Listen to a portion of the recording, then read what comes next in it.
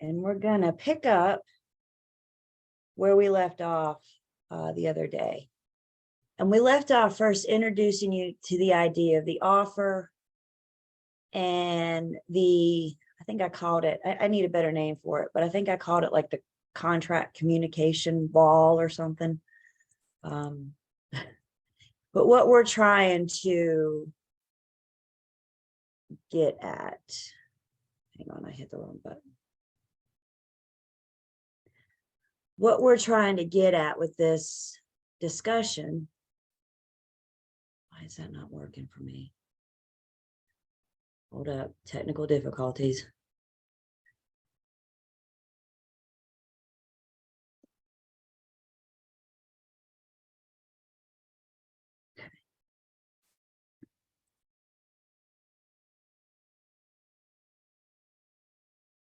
They say pay no attention to the man behind the mask, the screen. So let's try this again.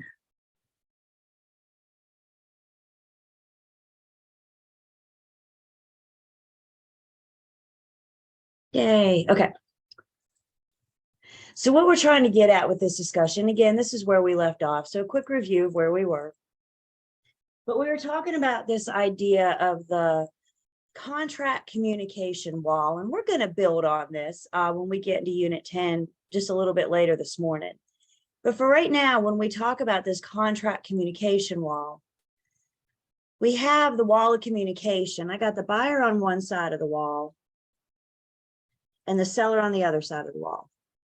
Buyer and the seller are the two parties of the contract. One party has to make an offer to the other that the other eventually accepts.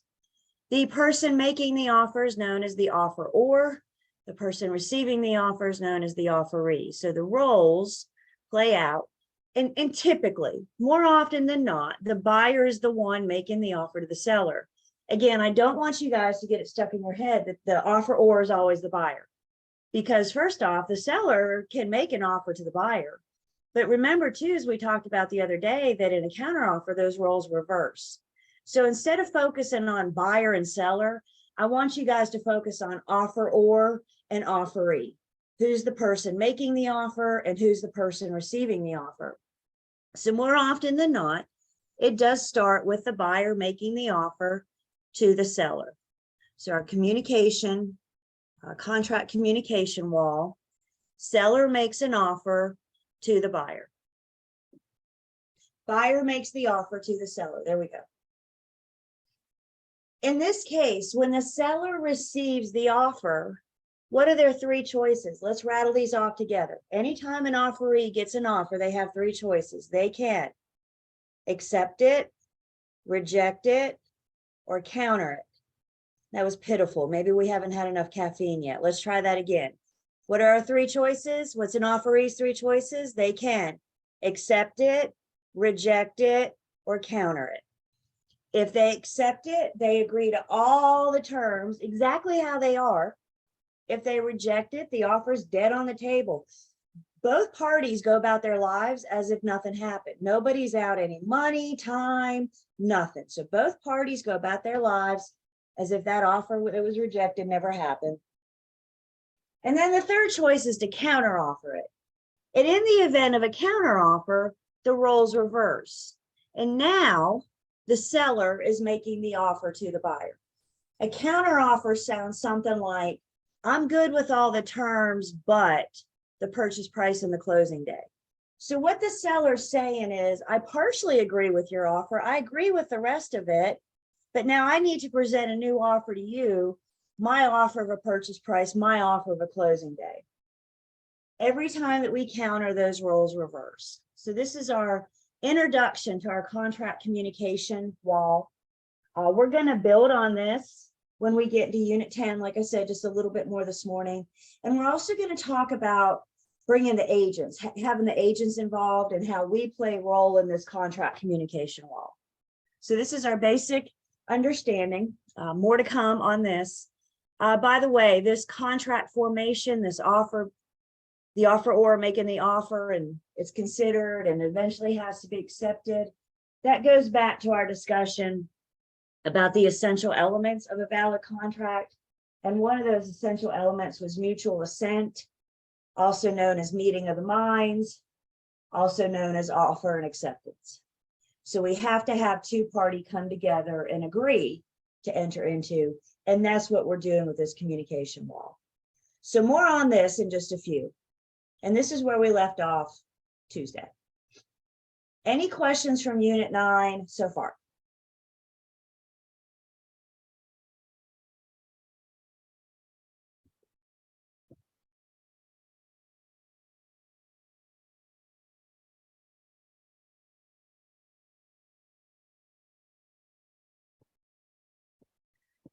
So I have a question for you guys. Set your chat to private.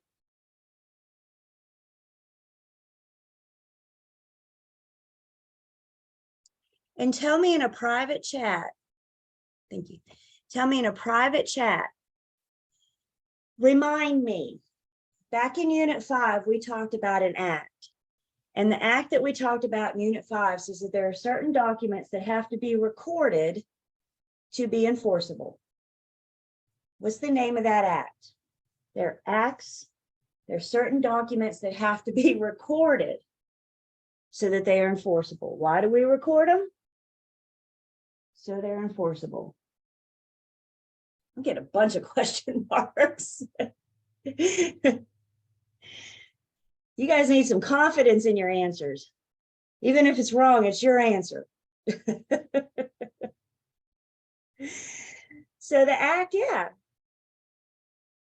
And the act that we're looking for, the act that discusses this, was the Connor Act. Connor Act, back in Unit 5, Connor says that there are certain documents that have to be recorded so that they're enforceable. We have another act to introduce you guys to. It's similar, but it's different. So we need to make sure, I'm going to recommend you do a side-by-side comparison. So Connor says we have to record. We also have an act called the Statute of Frauds, that there are certain documents that have to be in writing and signed to be enforceable. Both are about making the documents enforceable. Connor says it's got to be recorded. Statute of Frauds says it has to be in writing and signed. I highly recommend you guys do a side-by-side comparison on your flashcard so we can see the difference. Everybody hearing what I'm saying? Connor says record. Statute of Fraud says put it in writing and sign it. Both to be enforceable. And they do list several documents. Statute of Fraud specifically says that there are certain documents that apply to the conveyance of real property. If you guys will look with me on page 259. 259. And your second paragraph there, it gives us some examples of some documents that the Statute of Fraud says needs to be in writing and signed to be enforceable. So our deeds, contracts for sale, our mortgages, options, easements, and leases. Specifically, the Statute of Fraud says leases more than 3 years. Does everybody see that? Statute of Fraud says leases more than 3 years. 3 years doesn't have to be in writing. 3 years and 1 day does. More than 3 years. So let me ask you guys a question. Shake your head, yes or no. Is it just good advice to put all leases in writing? If it's for a year or a week or a day, isn't that what we're just going to do? Just good advice. Okay, we're all in agreement here. Once again, your test is not going to ask you what you're going to do. Your test is going to ask you what the Statute of Fraud says. So what does the Statute of Fraud say about leases? Anything more than 3 years has to be in writing.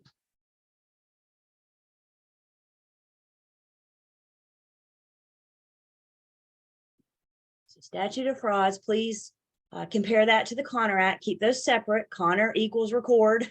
Statute of Frauds equals in writing and signed, and they're both so that the documents are enforceable. They work together. Another rule that we have is something called the parole evidence rule.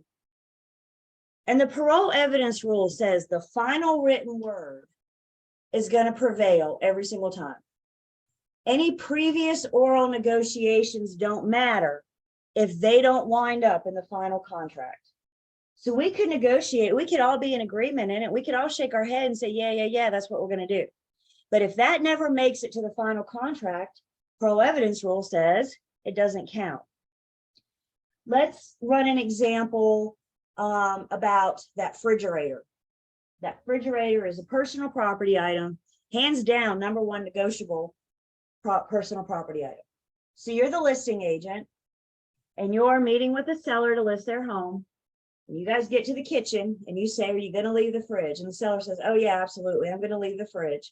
You say, all right, you put the fridge to remain in your property description. You advertise it to the whole world that the seller's willing to leave the fridge. Interested buyer comes along and they say, now I get the fridge, right? And the listing agent says, absolutely, the fridge is yours, no question. There's no miscommunication about whether or not the fridge is going to stay or not. We've all been in agreement. And now it's time to write the contract.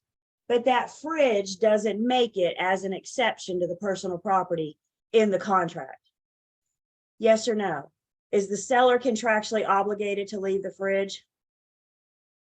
And the answer is no, because the final written word will prevail. Your advertisements, your previous, yeah, we'll do that, makes no difference if it doesn't make it to the final contract. So make sure anything that the parties agree to stick.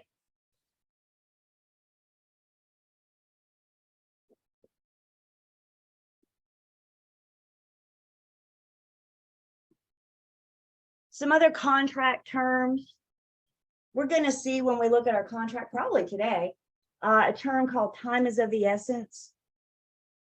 Anything that's time is of the essence, this is a drop dead date and time. And what time is of the essence says is that there's some act, some performance that's required to happen by this time is of the essence. For example, we're going to see in our contract when we talk about the buyer's due diligence period. And that due diligence period is a time is of the essence. So the buyer has whatever date we agree on until 5 p.m. The contract is specific. It actually says 5 p.m. At 5:01, we are out of due diligence. Time is of the essence is a drop dead date and time. Something has to happen before that drop dead date and time.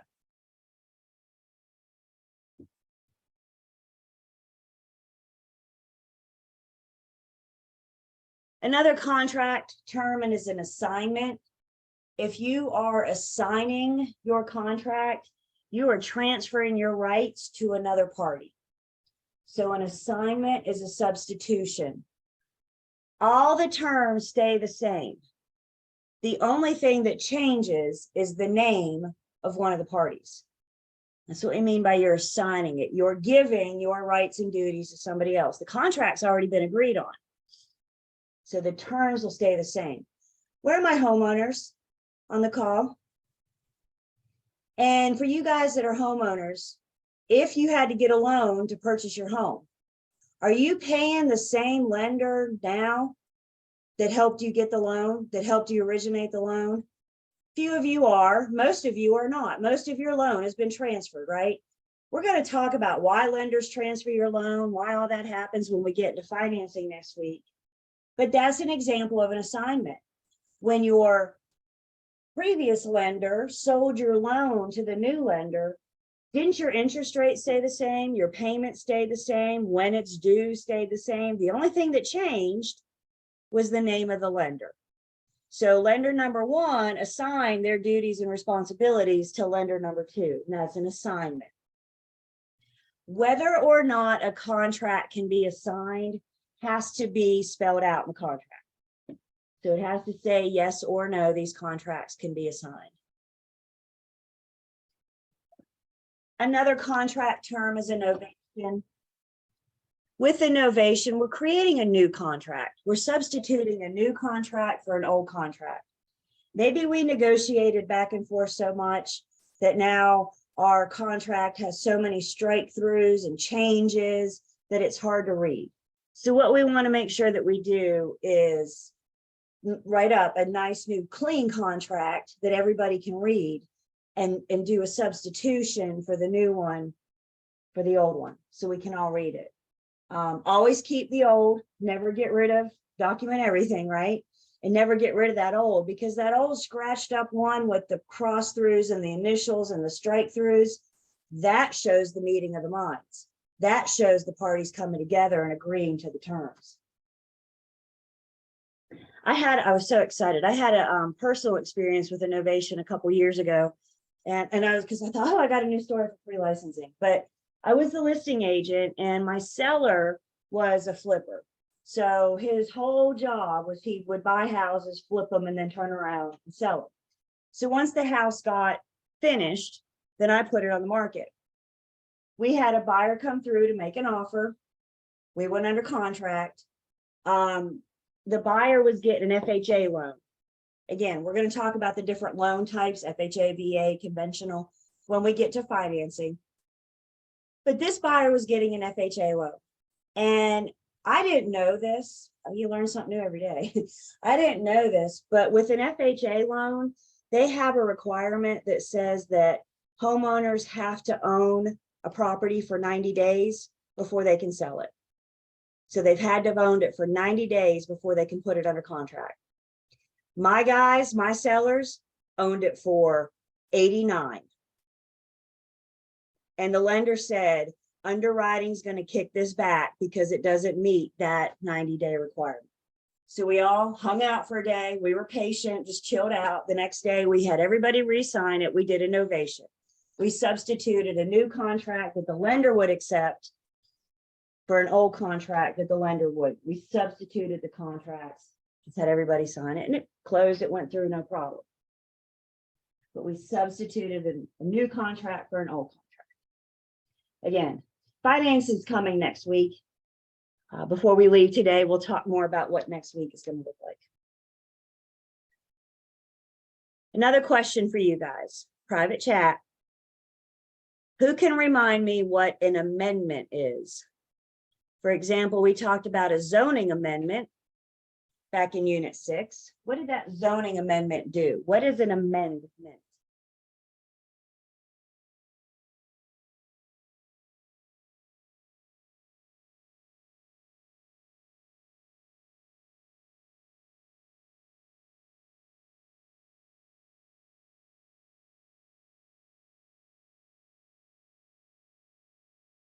Okay.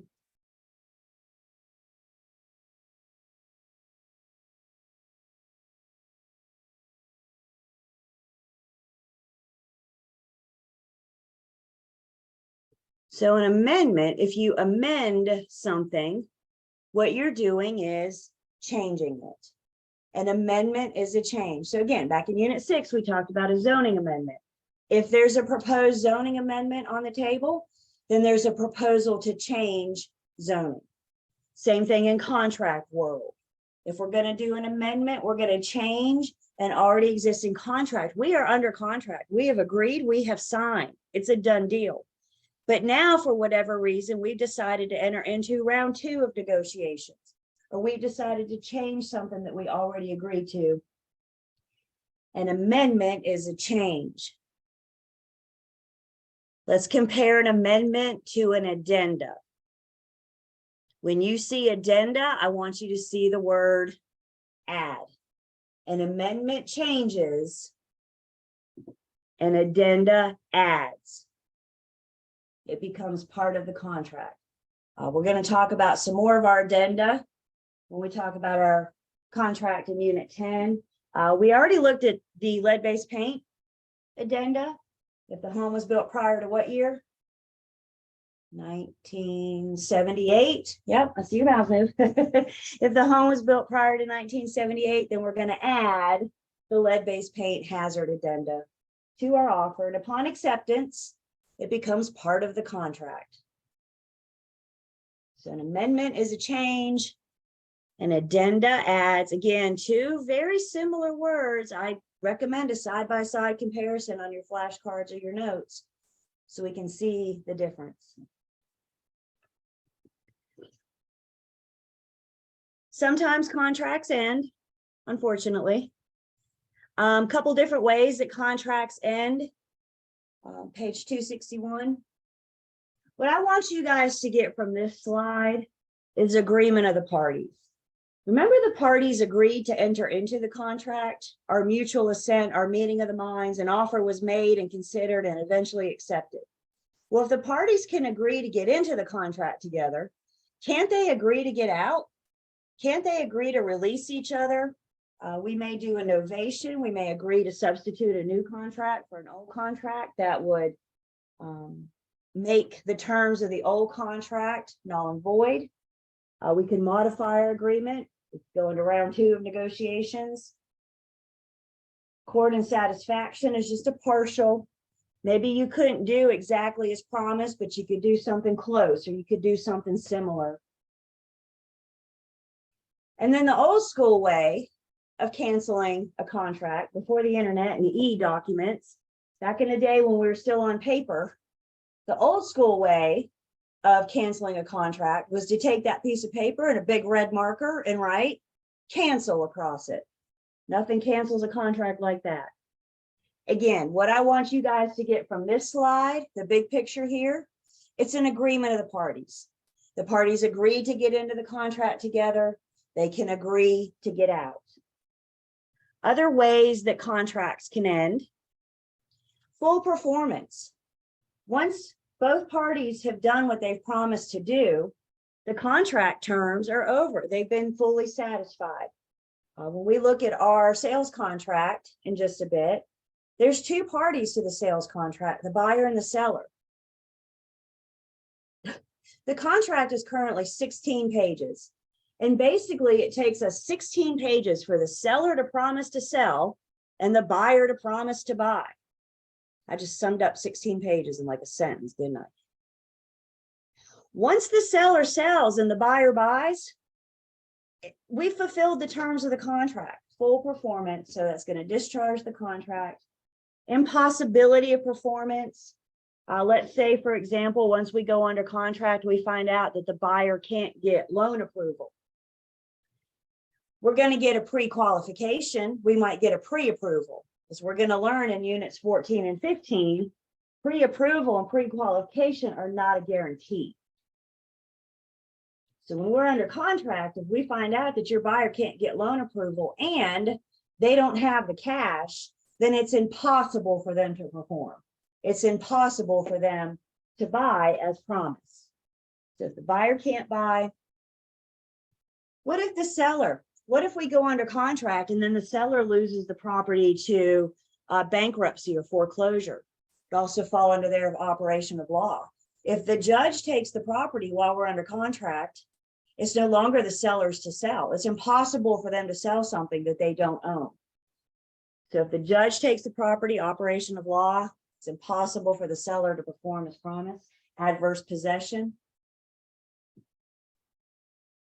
As we said, mutual agreement, and then breach of the contract by either party.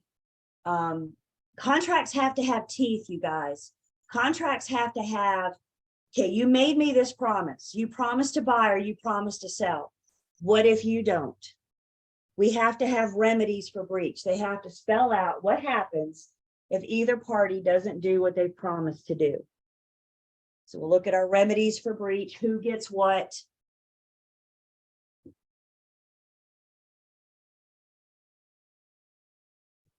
There's also just some general rules that the judge has to interpret the contract, some things that the judge might be looking for. The judge is going to interpret the contract as a whole. So in other words, they're not going to piecemeal it. They're going to look at the contract along with any seller disclosure and applicable addenda, and they're going to see that as one whole document. So they're not going to break it up into sections. Words are going to be interpreted for their ordinary meaning. You guys are already learning how to speak real estate agent. We have our own language. We have our own jargon. Our broker words don't belong in the buyers and sellers sales contracts. They may or may not speak broker. So we need to make sure that we're putting in ordinary meaning, that we're putting in, say, non-broker words. And then any ambiguous terms, anything that's unclear or uncertain, if it's any thing that could go one way or the other, the judge is going to interpret that against the party that prepared it. So again, that takes us back to clearly stating what your party wants, not leaving anything up for guess or misinterpretation. Questions?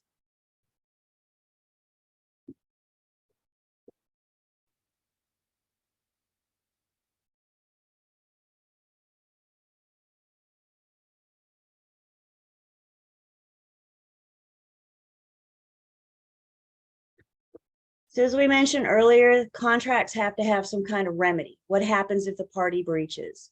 And remember, basic contract law, there's a couple contract remedies that may be available. What we're looking at on this screen, contract remedies, these are money remedies. The injured party is seeking money from the party that breached. And we got a couple different forms of money remedies. Compensatory damages is the non-breaching party going after the breaching party, the innocent person going after the breaching party for reimbursement of monies that they've spent as a part of this transaction. The whole point of compensatory damages is to make the injured party whole again. They're not trying to go after pain and suffering. They're saying, look, I spent this money as a part of the transaction. You breached. I want my money back. With compensatory damages, I tend to think of receipts and invoices, things that you can prove that you spent that money on. So let's say, for example, the seller breaches. If the buyers already had the home inspection done and the appraisal done and the pest inspection and the survey, can the buyer not prove that they spent money on those things? Can the buyer not show an invoice that they had a home inspection, appraisal, survey? Those would be examples of compensatory damages. And if the seller, the breaching seller, is not willing to sit down and write a check to the buyer, then the buyer can take the seller to court to get that reimbursement. So compensatory damages is not a punishment. It's just meant to make the injured party whole again, put them back in a position they were financially. Liquidated damages are also money damages. These are damages that we agree to up front when we're forming the contract. Liquidated damages are negotiable amounts. And basically they say, if you breach, you're going to give me X amount. And we're going to agree to that amount up front when we're forming the contract. When we look at our sales contract, we're going to see liquidated damages are awarded to the seller in the event of the buyer's breach. So we agree up front. The seller says, if you terminate, if you walk away, this is the money I'm going to get. And we got to agree to those amounts. Again, if the buyer's not willing to release that money, then the seller can take them to court.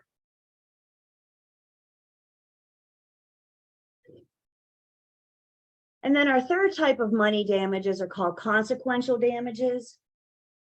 These are things that go beyond the contract themselves, something that maybe was foreseen, but we had no way to know that it was going to happen. For example, we're going to see in our contract that there's a statement in there that the buyer is responsible for any damage caused by any of the people that they hire to help them with their inspections and home and investigations. So for example, if the buyer's home inspector damages the property, consequential damages say that the buyer's responsible for paying for those damages. Nobody knew the home inspector was going to damage the property. It probably didn't happen on purpose, but it still happened. And the seller's going to want their house fixed. So we didn't know this was going to happen, but it did. So now we're dealing with consequential damages. Again, if they're not willing to sit down, if the buyer's not willing to sit down and write a check out in that case to the seller for the damages that the home inspector caused, then the seller can take them to court. Bottom line, you guys, if parties can't agree to agree, the judge will decide for them.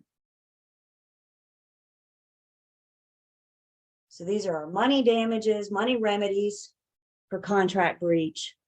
Non-money damages, we have something called specific performance. And with specific performance, the injured party, the non-breaching party, is going to court and asking the judge to make the breaching party perform as promised. Usually where we see this is the buyer going after the breaching seller for specific performance. And if the buyer is awarded specific performance, then the judge will make the seller perform. In other words, the judge can make the seller sell. They can make the seller perform. I really hesitate from using words like never, but I'm going to say specific performance is almost always reserved for the buyer and a non-breaching with a breaching seller. I'm sure there is a very rare exception out there where the seller goes after the buyer for specific performance. But I think more likely what we're going to see is the buyer going after the seller, the breaching seller. And again, if the buyer wins, the judge is going to make the seller perform. The judge is going to make the seller sell as promised.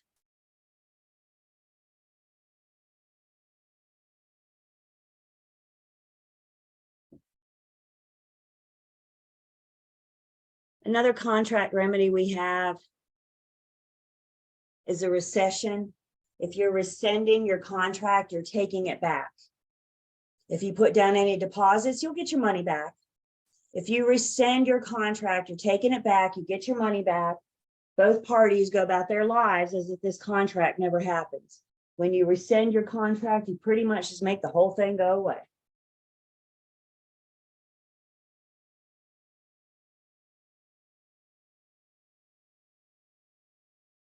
You guys got your private chat set? Hang on, flat. I get what would an example be of specific performance? Seller breaches. Buyer really wants this house. Really, really wants it. Buyer hires an attorney, takes the seller to court. Judge reviews it based on their finding. If the buyer wins, if they're awarded the specific performance, then the seller has to perform. They have to sell. So where we see this most is the buyer going after the breaching seller to make them sell. They're making them perform as promised.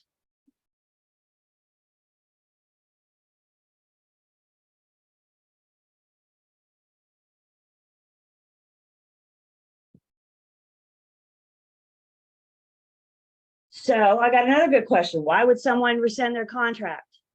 Now it's my turn to ask you guys a question. Who can remind me how many days a buyer has to rescind their contract of a timeshare? How many days does the buyer have to rescind their timeshare?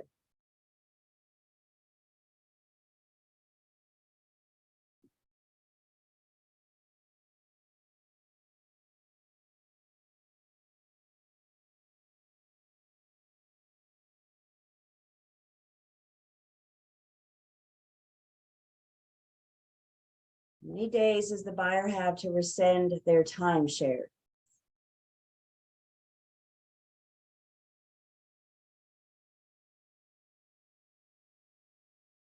Everybody in? Coming in?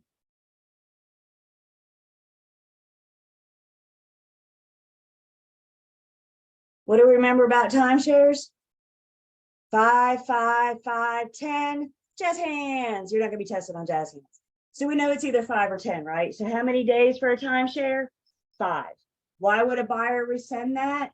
They go under contract. They review the contract. They're not happy with the terms. They don't want to be committed. That's why they have this rescission. That's why they have this period to rescind. Okay, that's okay. You get a second chance. How about another question? Private chat, who remembers, remind me, how many days does the buyer have to rescind their contract of a new construction condominium? How many days do they have to rescind of a new construction condominium?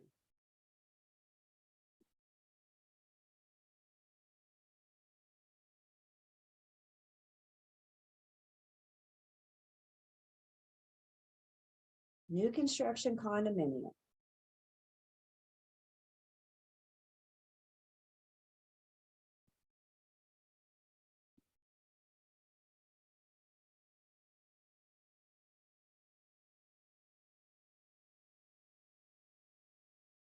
Everybody in?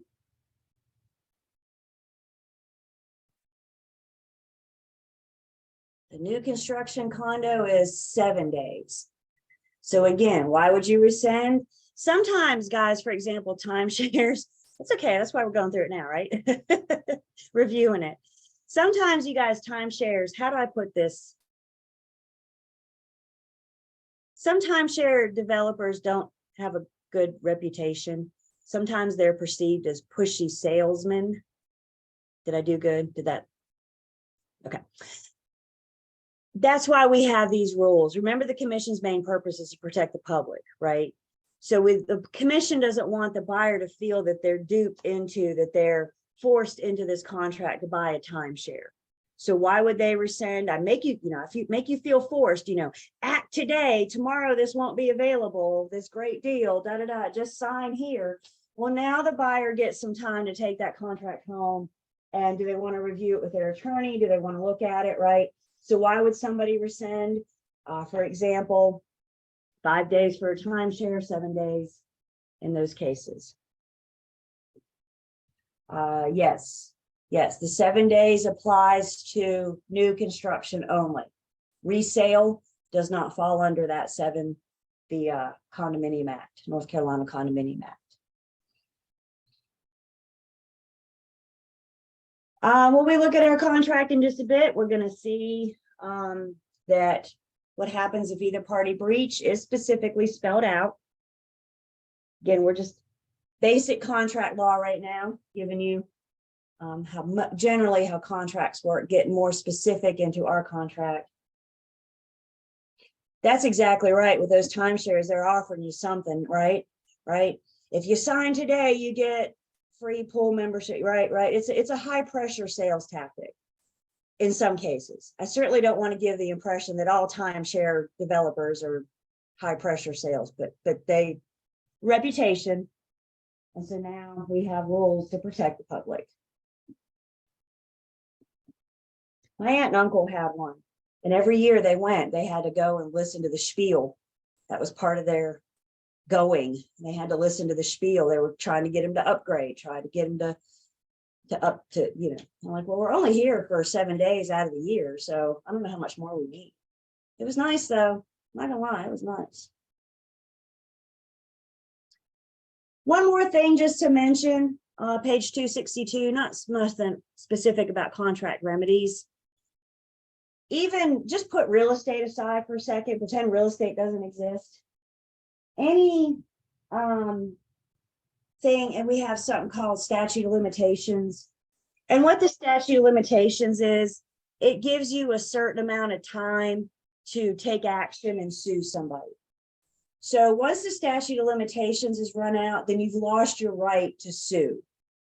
Now, I don't know how long statute of limitations are for various things, but what I do know is because we have the statute of limitations, if you want to sue somebody, you better do it sooner rather than later.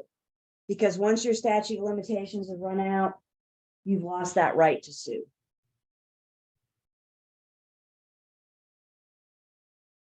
So it's a time limit that somebody has to bring action.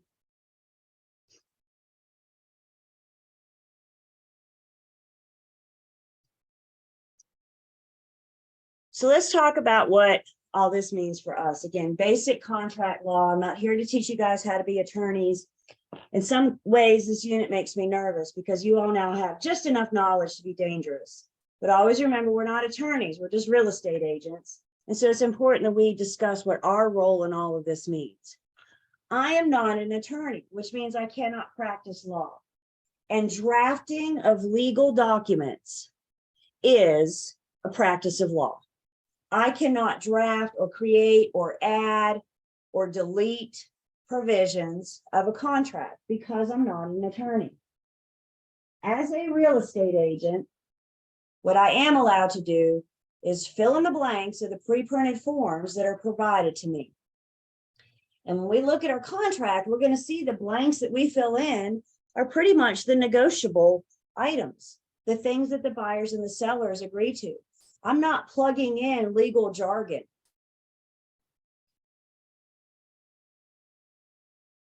So fight your temptation to draft. Understand that we're not an attorney, unless you are. Do I have any attorneys? Never have I ever had an attorney in pre-licensing, or at least one that's admitted to me. So unless you're an attorney, brokers cannot draft. I cannot practice law. And it's also important that we understand that changes need to be documented. If we're negotiating the offer on the piece of paper itself, we're going to strike through, make the change, have everybody initial and date. Maybe we're negotiating the offer. The newfangled way of doing it is email or text. Don't you have your documentation with your email and your text of going back and forth, doing your negotiations? We need to acknowledge that any changes, additions, and of course, the final contract is going to have all the agreed upon terms.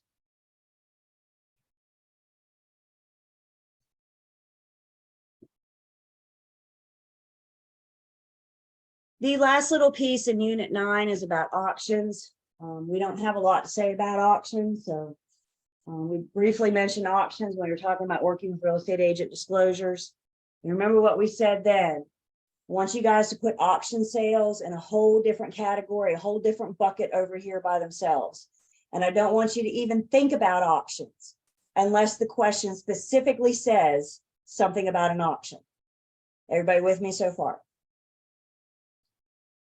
Auctions, there's two different types of auctions. You could have an auction with reserve or an auction without reserve. An auction with reserve says that the seller has the right to stop the bidding at any time that they're not satisfied.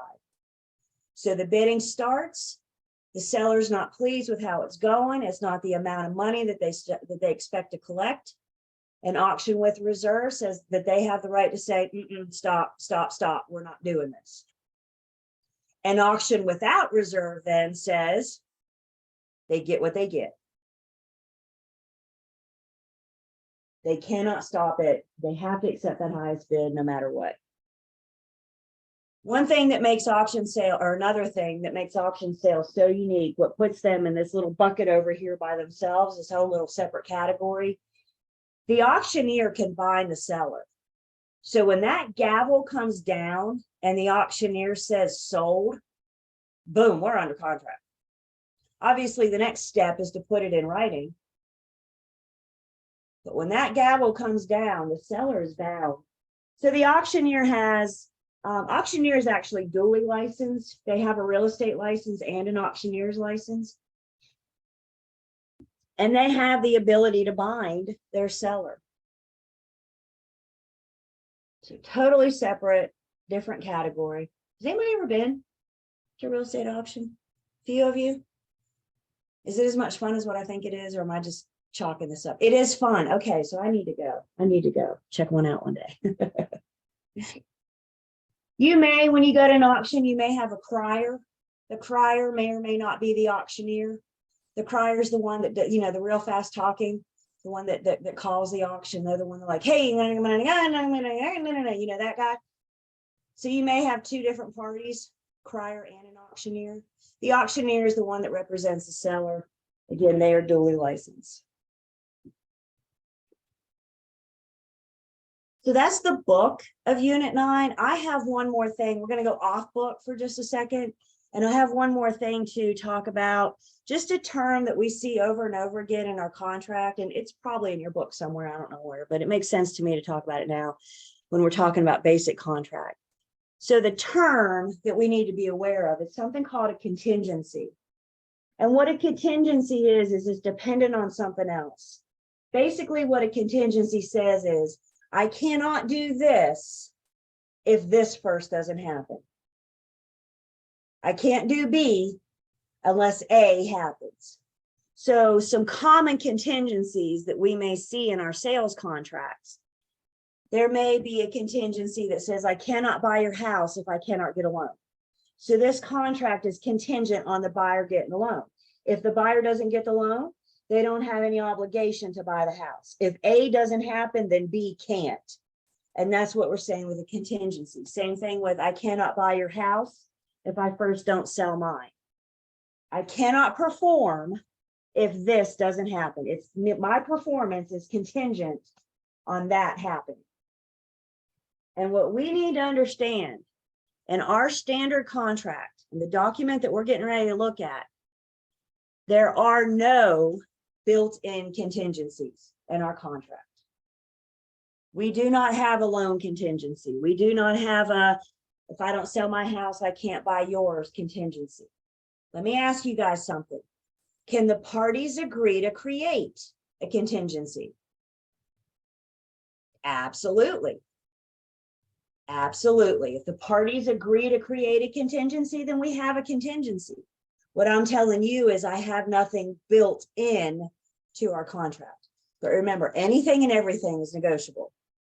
So if the parties agree to add a contingency, we probably don't have a form for that. So we're going to have to get an attorney to draft up that agreement. Questions on this?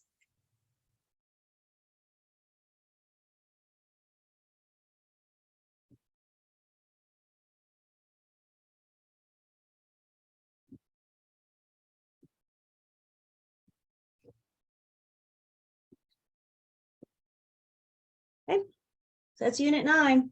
Guys, please remember the key, the trick to Unit 9 are those key terms.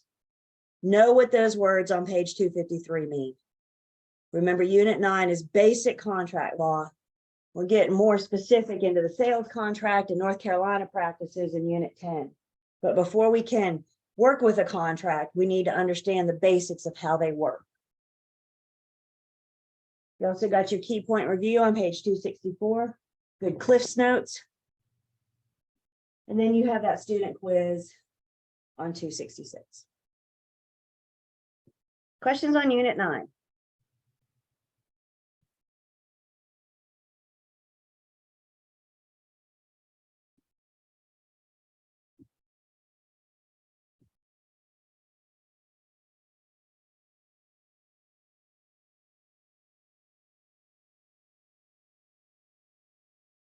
Okay. Now we go to Unit 10. Still on contracts, talking more about the practices. And again, the highlight of Unit 10 is our standard offer to purchase and contract. This is the unit we get to put the buyer and the seller under contract. This is the unit that gets us one step closer to closing. By the way, we go to closing in Unit 21. It's a great unit. Closing day is a good day, always, for everybody. So quick roadmap guide. Again, the highlight, the star of this unit is our standard offer to purchase and contract. We're going to look at standard form 2T. We're going to talk about these sales contract procedures more on contract formation, that contract communication law. We'll build on that.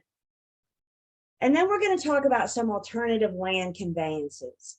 Not all things close by traditional methods. So we're going to talk about some other ways that parties may agree to.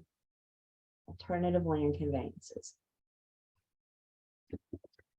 So before we get started, take our break and get started, there are a couple rules. Again, I don't need you to know these. I put them here for reference. If you want to look them up, here they are. Rule A.0111 is the commission rule about that prohibits us from drafting documents. So there is a commission rule that specifically says that we cannot draft legally binding documents. That's A.0111. And then there's commission rule A.0112. When we get back from break, we're going to learn that the forms provided to us are not the only ones that we're allowed to use. And if we're going to use a form not provided by the North Carolina Association of Realtors, then we have to make sure that that form matches A.0112. So we'll talk a little bit more about that when we get back. Again, just here for your reference.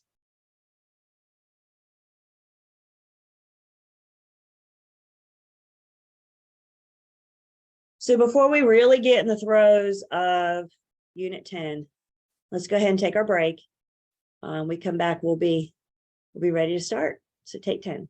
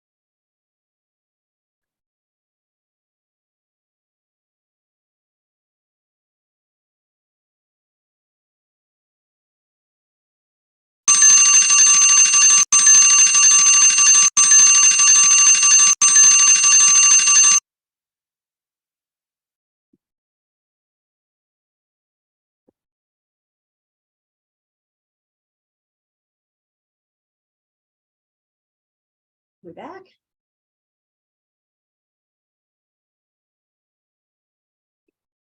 All right. Questions do we have while I'm taking attendance?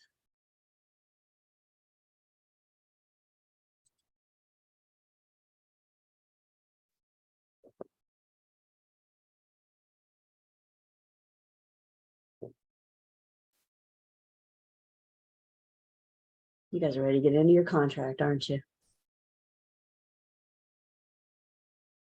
So let's talk about our contract. The standard contract that we use most often is Form 2T, and that contract is provided us to by the North Carolina Association of Realtors. Everybody see this NCAR? That's what we're saying is the North Carolina Association of Realtors, which is the state level of the National Association of Realtors. So there's different tiers to the realtors, if you will, one membership for all.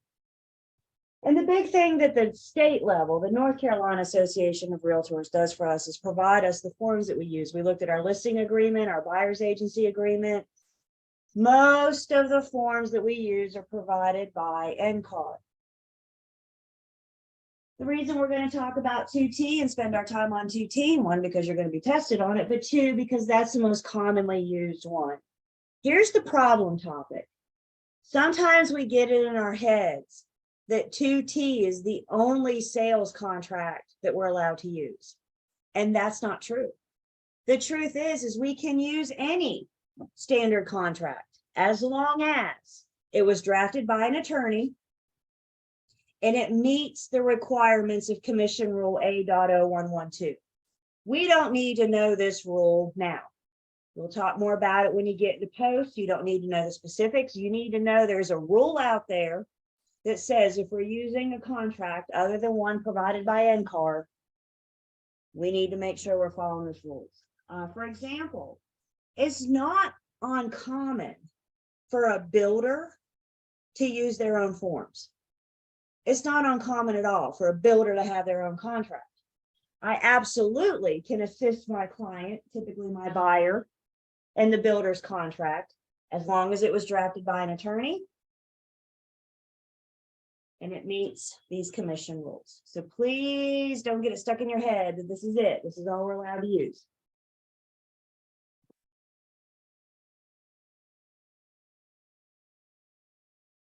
The parties to the sales contract. There's two parties to the sales contract. This is between the buyer and the seller. Did I just say the real estate agent or the broker? No, we're not a party to the contract. And the big picture of the sales contract says that agents don't belong in it. This is not my contract. This is not my agreement. I'm assisting my client with it, but I don't belong in the contract. It's not my contract. The commission gives us some specifics. Specifically, they say, do not make any mention of your commission. Who can remind me where we discuss our commission? Where do we discuss and come to agreement to our commission? Julie, if we can't talk about commission in a sales contract, then where do we talk about our commission? Agency. Yeah, our agency agreement. So we talk about our commission in our listing agreement. We talk about our commission in our buyer's agency agreement. Thank you for saying agency. We need to know that we talk about our commission in all of our agency agreements. Remember, you guys, everything has to be in writing, particularly if you have an oral buyer. We got to get it in writing before we can present the offer, which means before I can present the offer, I have my agency agreement signed, which means we already have commission figured out. So no commission in the contract. Would it surprise you guys if I told you there have been cases, there have been reports down the commission of agents trying to slip themselves in a bonus in the sales contract? See you take advantage of a blank and think they're going to give themselves a $5,000 bonus by putting in a sales contract. No, we cannot do that. We don't belong. The other specific thing that they say is I can't put any kind of liability disclaimer to try to protect myself or my actions. I can't put any kind of warning statement in. For example, if you're the buyer's agent and your buyer declines the home inspection, I can't make them do it. I can highly recommend it, but I can't make them do it. And if they say, no, I'm going to save some money, I'm not going to get the home inspection, I cannot slip that into the contract to try to protect myself. We actually do have a form that you're not going to meet in this class, but you will see in post licensing. And the form allows our clients and us to go through and decide what services they want to select and what services they want to waive. So if they want to waive the home inspection, that's the agreement. That's the document that we get that waiver on. We don't try to slip it into the contract to try to protect ourselves. Again, the big picture says, you and I don't belong in the contract. This is only for the parties of the contract, which are the buyer and the seller.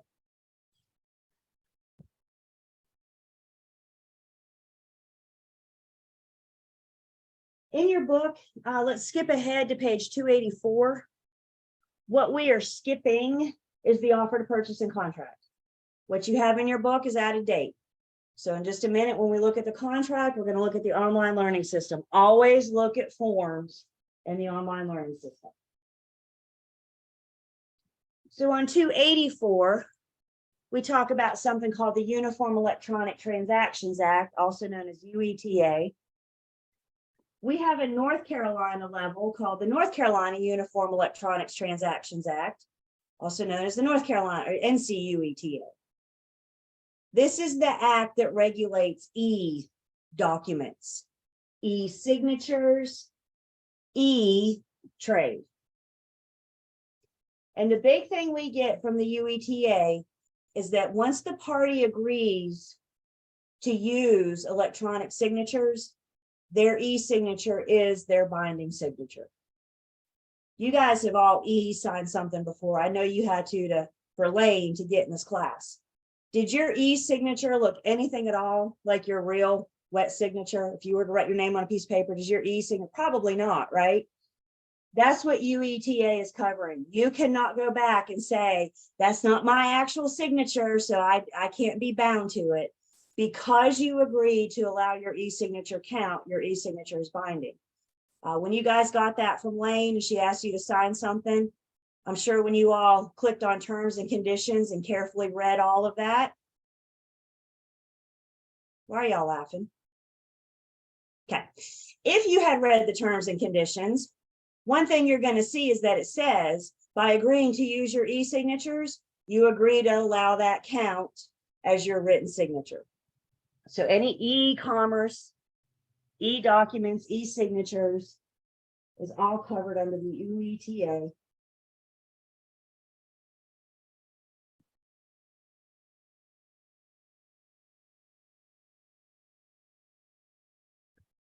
So let's talk more about this offer and acceptance, also known as the meeting of the minds, also known as mutual assent. We're going to build on our contract communication wall. So let's start with where we were. So we have the buyer on one side of the wall. Again, I'm going to bring agents in just a second. I'm going to build on this, but the buyer generally starts as the offeror. The other side of the communication wall is the seller, who generally starts as the offeree. Again, do not get buyer and seller in your mind. The offeror is the giver of the offer. The offeree is the receiving. Everybody hear me? It's not about buyer and seller. Your test is way too easy to say buyer and seller. Your test is going to say offeror and offeree, the giver and the receiving. So in our scenario, our example here, we got our contract communication wall. The buyer's acting as the offeror, they are given the offer to the seller. The seller as the offeree always has three choices. What are those three choices? They can accept it, reject it, or counter it. All offerees always have three choices. If they accept it, they agree to all the terms exactly how they are. If I make you an offer to buy your house and I offer you $200,000 and you say, no, I want 200,005. Is $5 agreeing to exactly what I presented? Is $5? It's only $5. It shouldn't make that big of a difference, right? But it does. Any change, I do not care how small it is, any change, you don't have acceptance. If the offeree is accepting, they're agreeing to everything. A rejection is killing the offer. When you reject an offer, it is dead on the table. And with a rejection, there's no going back. You cannot revive it. You could present a brand new offer with those exact same terms, but that's a different offer. That's a new offer. That's not what we killed when we rejected it. The offeree's third choice is to counteroffer it. In the event of a counteroffer, the offeree becomes the offeror. They're now making a brand new offer to who was the offeror. Anytime you have a counteroffer, the roles reverse. So the buyer makes the offer to the seller counters it, the roles reverse. The seller's now making a new offer to the buyer. The buyer's the offeree, and they have three choices. What are the offeree's three choices? Accept it, reject it, counter. I'm going to have you guys dreaming about this tonight.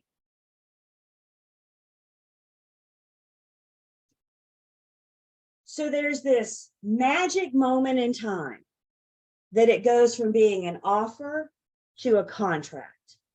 We need to know that magic moment of time because we are the ones involved in contract formation. Buyers and sellers don't know that magic moment in time.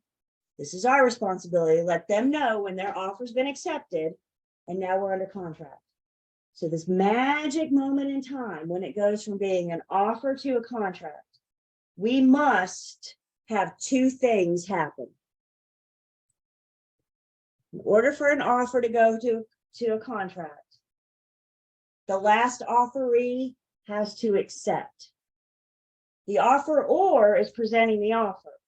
The offeree has to accept it.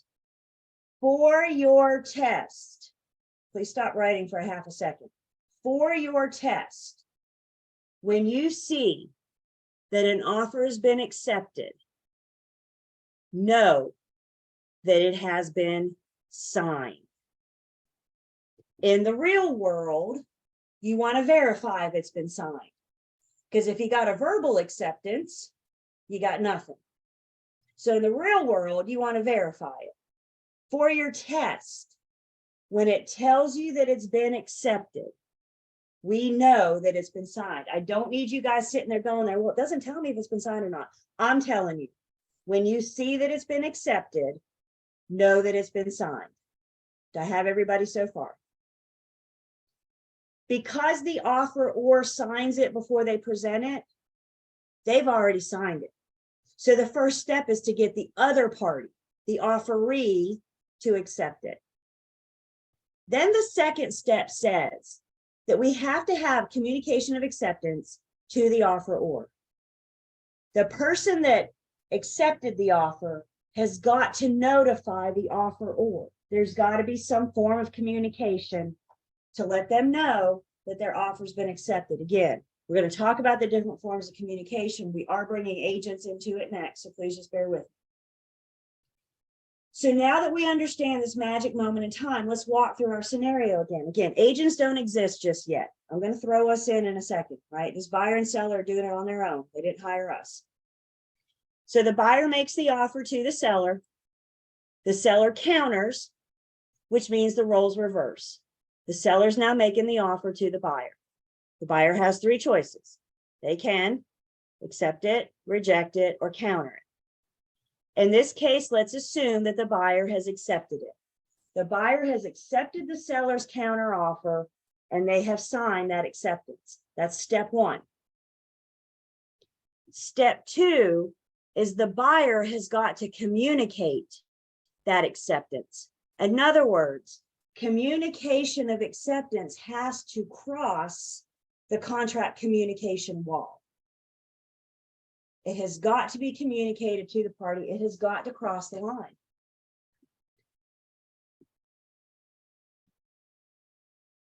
So two things. Everybody signs, last offeree, offeror is already signed when they presented the offer. Last offeree signs. And then they communicate their acceptance to the offer. What good is this offer if the buyer signs it, but then never tells the seller? Doesn't the seller have the right to know that their offer's been accepted? And that's why we have to have that second step. The seller's got to be notified. Now let's bring agents into it.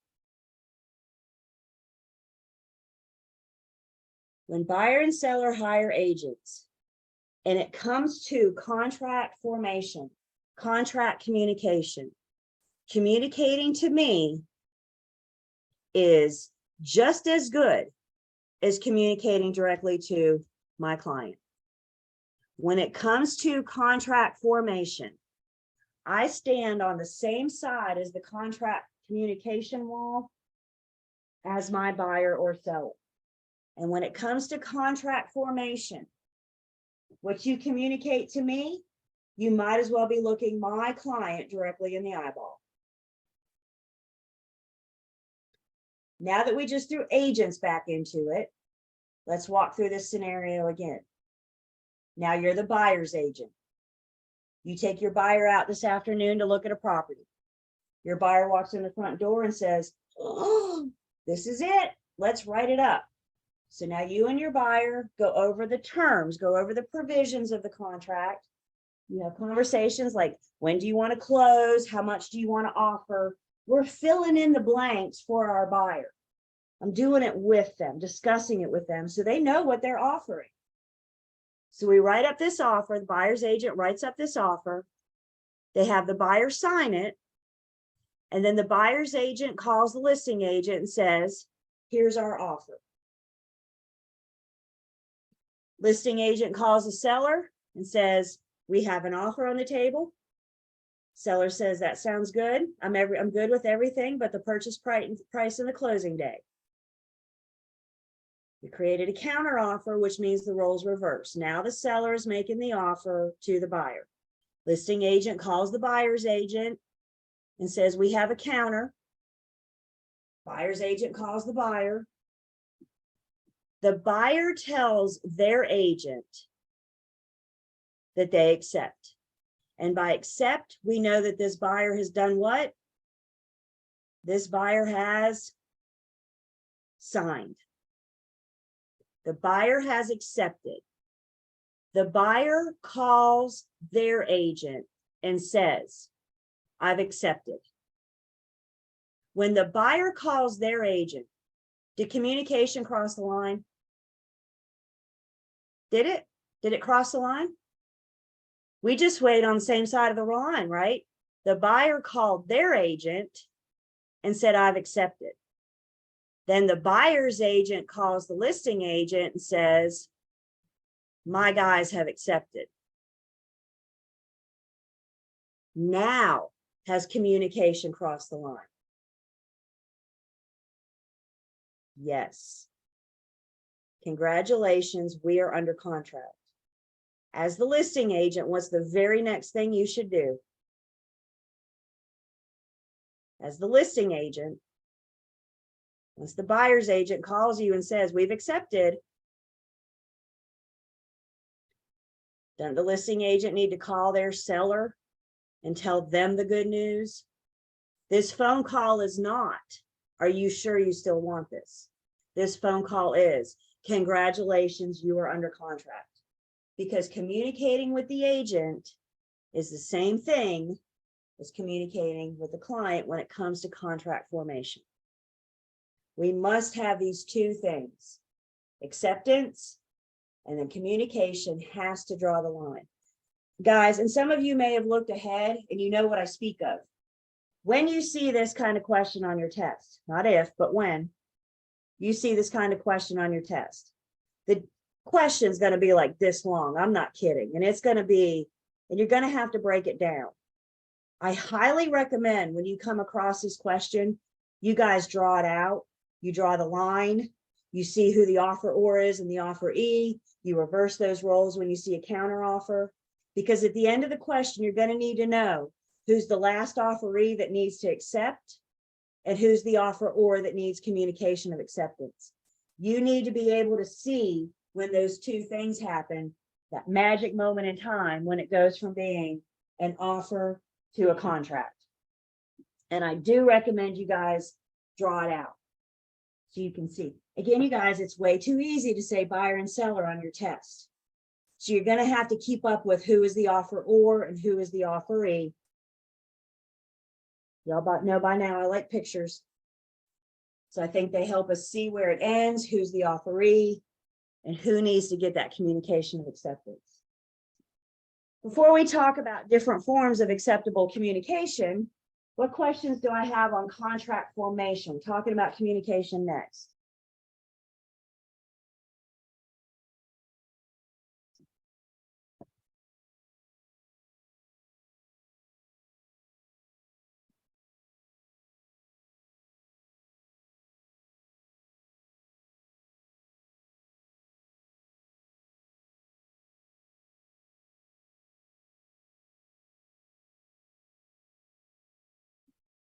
So how we can accept or how we can communicate acceptance.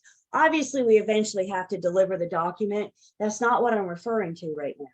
What I'm referring to is how we can communicate acceptance. And bottom line, the parties can communicate acceptance in any way that they agree to. So some different forms that we may see. You got your traditional methods of communication. You can pick up the phone and say, my guys have accepted. That's going to put you under contract. Again, obviously, I still have to send you the document. This is not about delivery of instruments. This is about communicating acceptance. If you remember what a fax machine is, you could fax your communication of acceptance. You could snail mail it. Mailboxes still exist. As a matter of fact, on page 286, you have something called the mailbox rule. Mailbox rule still applies today. It's probably one of the oldest rules we have in this country. Mailbox rules goes way back to the days of the old Pony Express. Way back. And what the mailbox rule says is that communication of acceptance has happened when the document that you're mailing, when the acceptable document hits the mailbox. Not when it's mailed, not when it's delivered, but once it hits the mailbox rule says communication of acceptance has happened. Please understand the mailbox rule only applies for contract formation, for creating a contract. The mailbox rule does not apply for negotiations. It does not apply for terminating a contract. It only applies for creating a contract. And again, what it says is once it hits the mailbox, communication of acceptance has happened. So old school way of doing things. We also have some more modern, our E methods. You can email communication of acceptance. You can accept via e-signatures, text, anything like that. When it comes to email, communication of acceptance has happened when it hits the recipient's inbox. Not when it's sent and not when you open it, but when it's received. When it hits the recipient's inbox, communication of acceptance has happened. The other thing I want you guys to pay attention to on that test question that's about this long, it's going to give you several different methods of communication. So for example, it might say the buyer's agent called the listing agent, left them a voicemail, and then they followed up with a text. And then later that day, they emailed the signed contract. What I need you guys to understand is I only need communication to cross the wall once or to cross the line once. The text is a follow-up. The email is me delivering the document. What form of communication actually put us under contract? It was when I left you a voicemail that said, my guys have accepted. I'm in the car. I can't email it to you right now. As soon as I get back to the office, I'll send it to you. But guess what? We are under contract. because we only need that communication to cross the line once. You need to break down that test question. And the best way I recommend to do it is to list the methods of communication, the order, I should say, and then see, draw the line and see when that communication crosses the line. We have acceptance and we have communication of acceptance.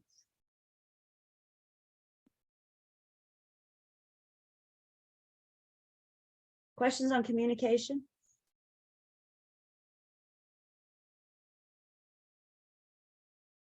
Julie, so regardless of whether they acknowledge your voicemail or text or anything, you're still like solid?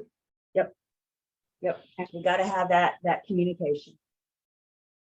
Do we need a document that we communicate with the other agent? That's what we're doing with the text. Because if you don't answer my call, I'm like that little gnat, right? I'm going to keep at you until I know that you've gotten it, right? So you better just to respond to me sooner rather than later. But no, seriously, of course, we absolutely want to document that. You know, and that's the thing about text, email, picking up the phone and calling somebody is you have that date and time stamp that you called them, right? If you left them a message or whatever time you called them. So that's one good thing about the electronic means with voicemail. Again, you guys, I'm not talking about delivering the signed contract. I'm talking about communication of acceptance. That communicating, that letting you know that my guy has signed and that communication is crossing the line.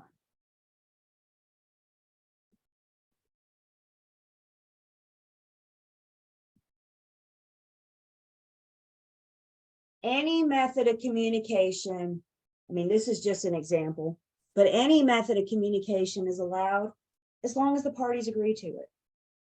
So how are we going to communicate? And that's all spelled out in our sales contract.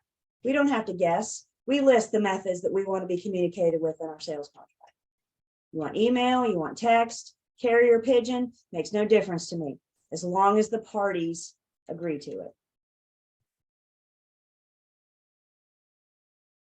So let's look at an example together about communication. An owner offers to sell to a prospective buyer. The offer states that the acceptance must be made by email message only. What's the only acceptable form of communication? Email. Can I call you? No. Can I text you? No. Well, how can I email? Instead, this buyer leaves a phone message informing the seller he's accepted the offer, but guess what? It's not been legally accepted because it's not an acceptable form of communication. The parties have to agree to what that acceptable form of communication is. Don't have a fax machine, don't have to agree to communicate via a fax machine, right? If I tell you that's not acceptable, you can't fax me something. I don't know where you fax it to anyway, but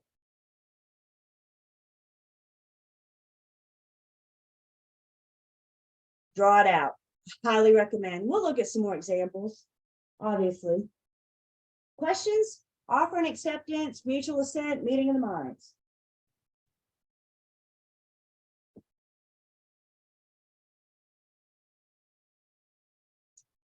Nicole, hang on to that for just a bit. We're gonna address that.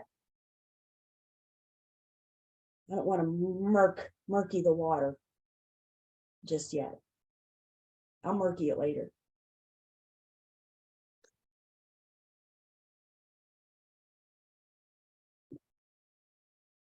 So now let's talk about termination of an offer. And please note, this conversation is about terminating an offer. This is not about terminating a contract. So the different ways that we can terminate an offer. Well, we've already said a rejection or counteroffer terminates the offer. It's a rejection, both are rejections. If the offeree fails to accept within a prescribed time stipulated in the offeror may put an expiration date on their offer. The offeror may say, this offer is good until February 3rd at 5 p.m. If the offeree hasn't accepted by February 3rd at 5 p.m., the offer's dead. So if they put an expiration date on it, it could also terminate within a reasonable amount of time. Who agrees on that? Well, it's got to kind of come down to the offer or. This is important. The offer or is free to revoke their offer at any time prior to acceptance. The offer or is free to revoke their offer, to take it back and pretend like it never existed at any time prior to acceptance. So if the offer or feels that it is within a reasonable amount of time and they haven't got acceptance from the offeree yet, then they can revoke their offer. So if you've had an offer out there for, what's your tolerance? 2 days, 2 weeks, 2 months? Whenever you feel that you've had a reasonable amount of time for the offer or to decide, the offeree to decide, excuse me, the offer or is free to revoke their offer at any time prior to acceptance. So reasonable amount of time at any time prior to acceptance. And then death of either party will terminate the offer. So if we're in the throes of negotiations and one of the buyers or sellers passes away, that's going to terminate the offer. Please note, death is only an out when we're negotiating the offer. Once we're under contract, death is not an out. Once we're under contract, if your buyer or seller pass away, their intentions were clear. Don't we have a signed contract?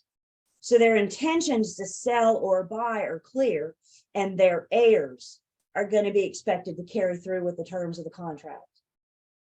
And if the heirs can't or won't, they suffer the consequences of breach by that party that's spelled out in the contract.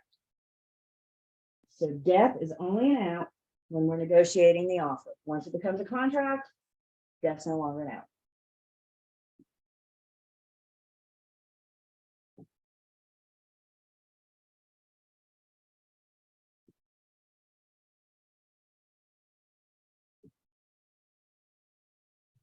I need to go off book for just a bit. So we're going to go off book. A couple of things we need to talk about before we look at our contract. First off, our standard contract, similar with our listing agreement and our buyer's agency agreement, provides us with guidelines for completing. And specifically, the guidelines for completing our sales contract. A couple things to go through. First off, we always need to type if possible.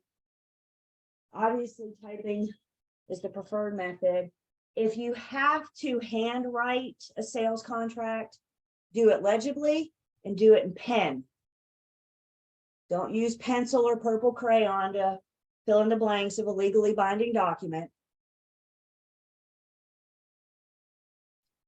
When we are filling in the blanks on behalf of our buyers and sellers, we're never going to leave a blank blank.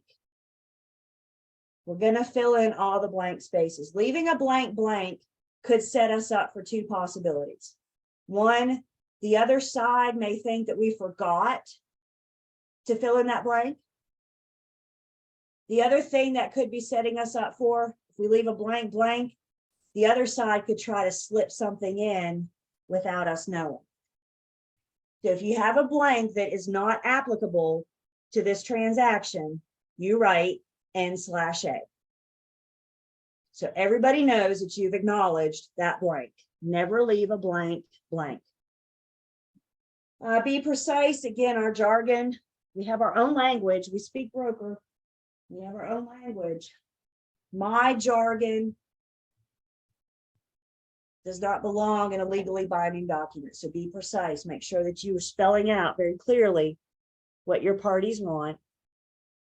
As we said, any change, addition, or deletion needs to be initialed, dated, acknowledged by all parties. Once again, if you're communicating, if you're negotiating via text or email, you have the documentation of those changes. So you're in the throes of negotiations with the other agent via text. Are you going to document that text conversation, that text communication? I wish I saw more head shaking yes right now. Because what do we document? Everything, specifically the conversations we have to create this legally binding document to begin with. So if you and the other agent are communicating, keep that And then we need to review the contract provisions with our party. May that be the buyer and or the seller. Guys, here's the deal. I'm going to be very honest with you. For the most part, buyers and sellers don't read this contract. Every once in a while, you'll get, we're going to call them a reader.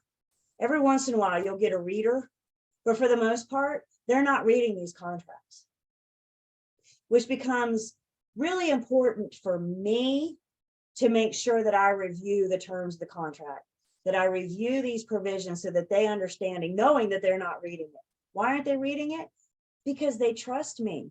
They trust that I have their best interest. They trust that I'm doing what I can to trust. It blows my mind when I send something out for e-signatures and I say, you know, look this over and let me know if you have any questions before you sign. And a minute and a half later, that signed document is back in my inbox. Did they read it in a minute and a half? If they do, I want their trick, right? How did you get through that in a minute and a half? But guys, seriously, we need to make sure that we're taking the time to review the contract provisions with them. You're getting ready to get your first introduction, your first exposure of many to the contracts. It's another one of those forms that we need to be familiar with so we can best assist our buyers and sellers through this transaction. So just some general rules, making sure they understand. I also got some common provisions of the contract that we're going to meet and we're actually going to see defined in the contract. But I think sometimes it's easier, especially a couple of these are a little bit harder to wrap our brains around. So again, this is a first exposure of many that you're going to have. And let me just kind of introduce you to the basic concepts of some terms that we're going to see in our contract. And some terms that we're going to see in our contract that we're getting ready to talk about. We're going to talk about something called the due diligence fee, referred to here out as the DDF. We're going to talk about something called the due diligence period, referred to hereafter called the DDP. And then we're going to talk about something called earnest money deposit, referred to hereafter called EMD. Again, provisions we're all going to see in the contract. We're going to see it defined in just a second. But as your first exposure to these terms, I want to have a conversation about the big picture of them first before we actually look at the contract. So before we break the fees and the deposits and the periods down, let's first just talk basic deposit versus fee. In our vernacular, in our contract, generally speaking, a fee is non-refundable. A deposit may be refundable. So you put down a deposit, are you going to get it back? It depends. You put down a fee, are you going to get it back? Generally not. Some good exceptions, of course. If I could ask that we please hold off on questions for just a second. I know you guys have a lot of questions introducing this stuff. I promise we'll get to it. So please just bear with me and refrain from questions for the time being. So let's first talk about our due diligence fee, also known as DDF. When we go under contract, the buyer is going to pay the seller the due diligence fee. The due diligence fee is a negotiable amount. The parties have to agree to the fee that the buyer is paying the seller. Are y'all hearing what I'm saying? We go under contract and the buyer has to give the seller a check. Why in the world would the buyer have to give the seller a check? Why would the buyer have to give the seller a due diligence fee? When we go under contract, the buyer is paying the seller for their right to terminate. The buyer is paying the seller a due diligence fee, and in exchange for that fee, the buyer's paying the right to terminate. The buyer has this period of time known as their due diligence period. And their due diligence period is the buyer's opportunity to learn as much about the property as they possibly can. Do all their inspections, all their investigations. And if they choose to terminate within the due diligence fee, the buyer has paid the seller for that right, which means the seller cannot go after the buyer in a court of law for the buyer terminated. That due diligence period is kind of like the buyer's free look period. It's not free because they have to pay for that period. But what they're paying for is the right to terminate for any reason or no reason. So they could do all their inspections, have a laundry list of problems, decide they don't want to deal with it. It's more than what they want to deal with if they buy this house. They could terminate. All they're going to lose is that due diligence fee and the cost. They've had the home inspection appraisal. If the buyer terminates during their due diligence period,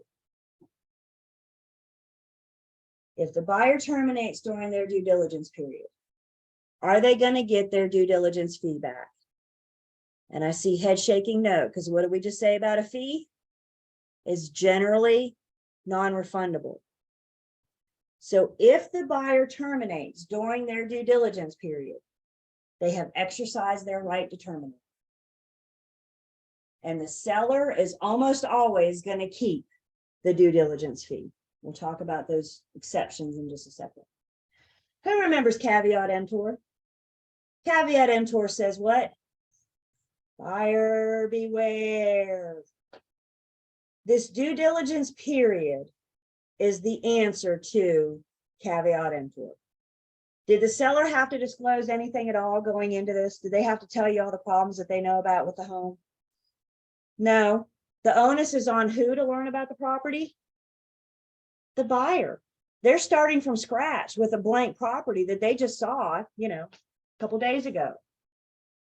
So because the onus to learn about the property is on the buyer, they have this due diligence period, this right to investigate and learn as much about the property as they possibly can to decide, now knowing what I know, do I want to move forward with or terminate this transaction? And their right to terminate is for any reason or no reason.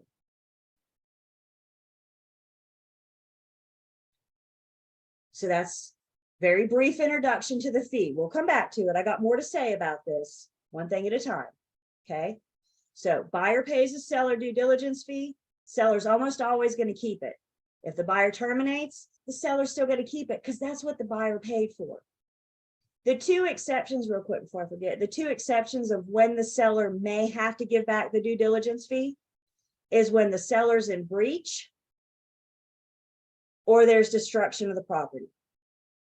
So if we go under contract and the house burns down, the seller may have to refund the due diligence fee. We go under contract and the seller breaches, they may have to refund the due diligence fee. Those situations are rare.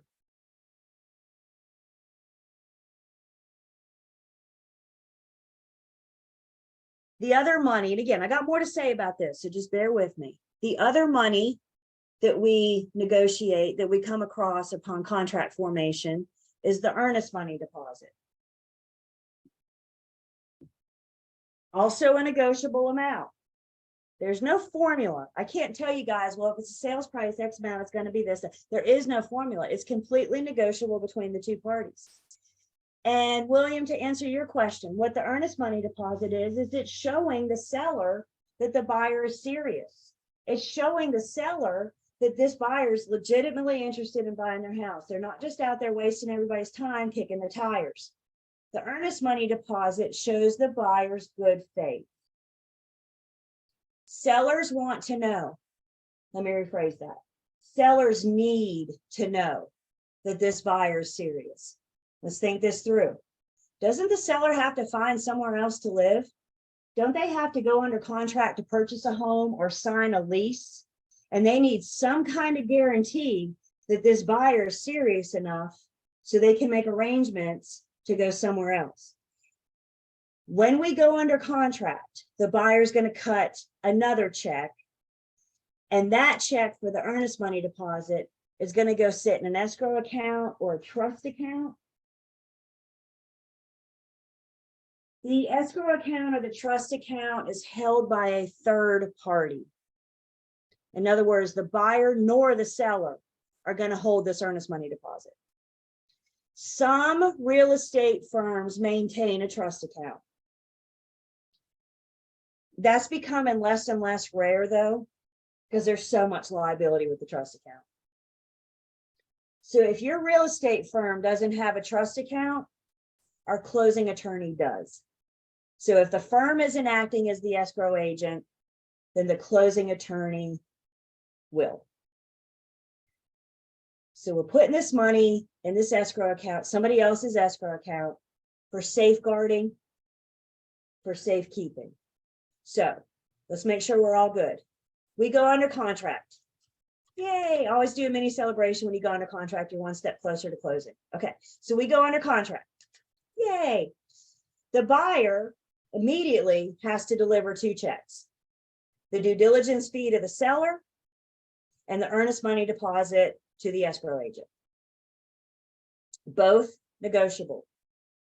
The real estate commission is very helpful when it comes to, say that, when it comes to this negotiable amount for both due diligence and earnest money. And what the real estate commission says about how much these amounts are, is whatever the buyer is willing to offer and the seller is willing to accept. G. So if the buyer offers 0 and the seller accepts 0, we have formed a legally binding contract with how much earnest money and how much due diligence? 0. You're going to learn these amounts tend to fluctuate. They're a sign of the market. I don't know if you've been paying attention to the real estate market the last couple of years. Due diligence fees and earnest money deposits have been crazy. In some cases, we've heard of 6-digit fees and deposits. That's not going to be that way forever because the market's adjusting. It really depends on who's in the driver's seat. Is the seller in the driver's seat or is the buyer in the driver's seat? But again, it's all negotiable. So the earnest money deposit, negotiable amount, buyer's good faith, is hanging out in a trust account. If the buyer terminates, then the question is, will they get their earnest money deposit back? And the answer to that is, it depends. So what do we mean by this? The buyer's not considered in breach until after their due diligence period. If the buyer terminates within due diligence, they have exercised their right to terminate. That's what they paid for. That's what they paid the seller for, was for that right. So if they terminate within the due diligence period, they're not in breach. The buyer is not in breach until they terminate after due diligence. So what happens to the earnest money depends on when we terminate.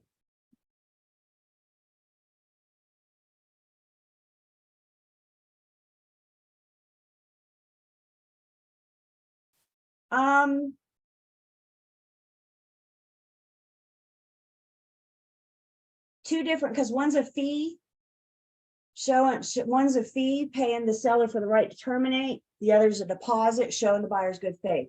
One's a fee, one's a deposit. They do 2 different things, and that's where we are right now. So if the buyer terminates, are they going to get their earnest money back? And again, the answer is, it depends. If they terminate within the due diligence period, they will get their earnest money deposit back. The seller's going to keep the due diligence fee.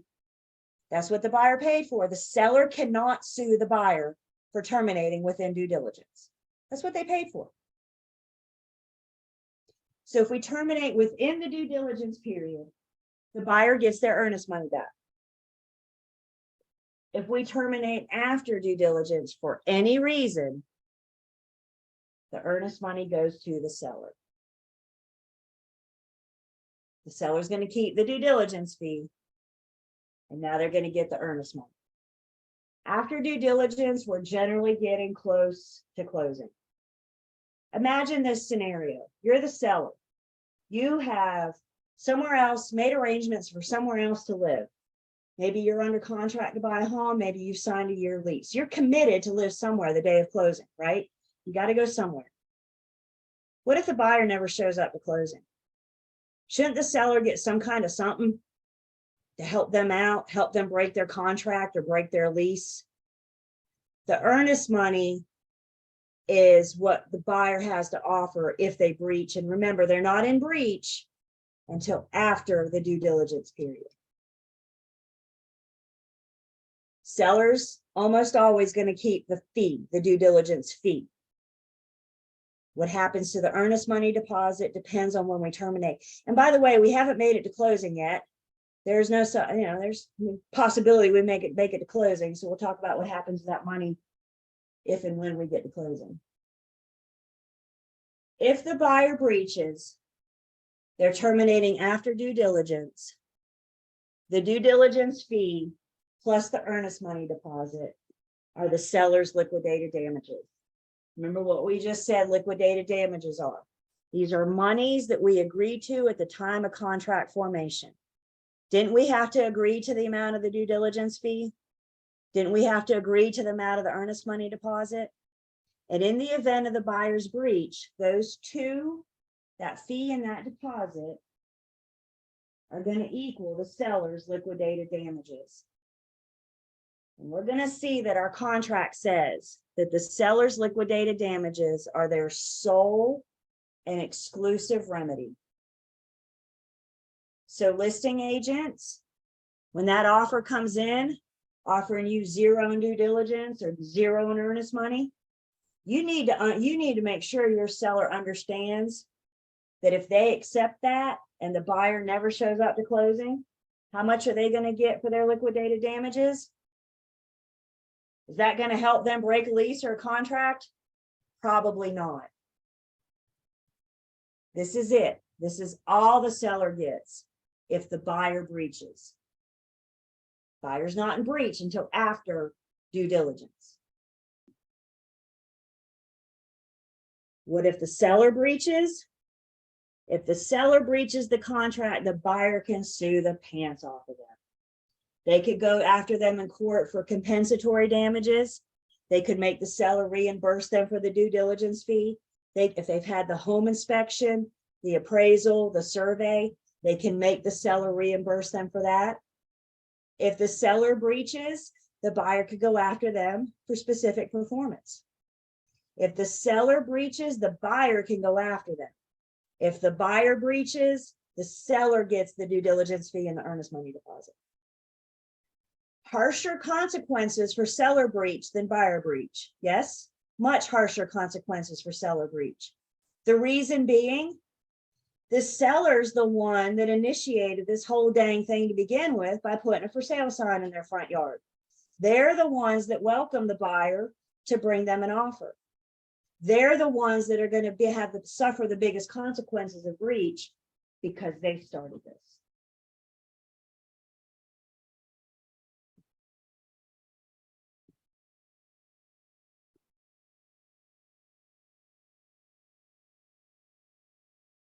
Okay, so no more doom and gloom. What if this thing actually makes it to closing? Sometimes they close, sometimes they terminate, but sometimes they close. If we actually make it to closing, the due diligence fee and the earnest money deposit are both going to be credited back to the buyer at closing. If we make it to closing, these are almost going to be like a down payment. They've already paid that money up front at contract formation. That's that much less that they have to bring to closing. So the buyer's not wasting money. If we make it to closing, they'll get that credited back to them. And then the due diligence fee is going to be a debit to the seller at closing. They already received it once when we went under contract. So we need to reverse that now that we're at closing. We get into unit 21. We're going to talk about debits and credits to the seller. We're going to talk about debits and credits to the buyer. So we'll see this, visit this again. Again, this is your first introduction to due diligence fee, due diligence period, and earnest money deposit. We're going to see these things defined again in our contract. We're going to look at that. Actually, we are See, we're there. So when we come back from break, we're going to look at our contract and we'll see these things defined again. Do I have any questions so far?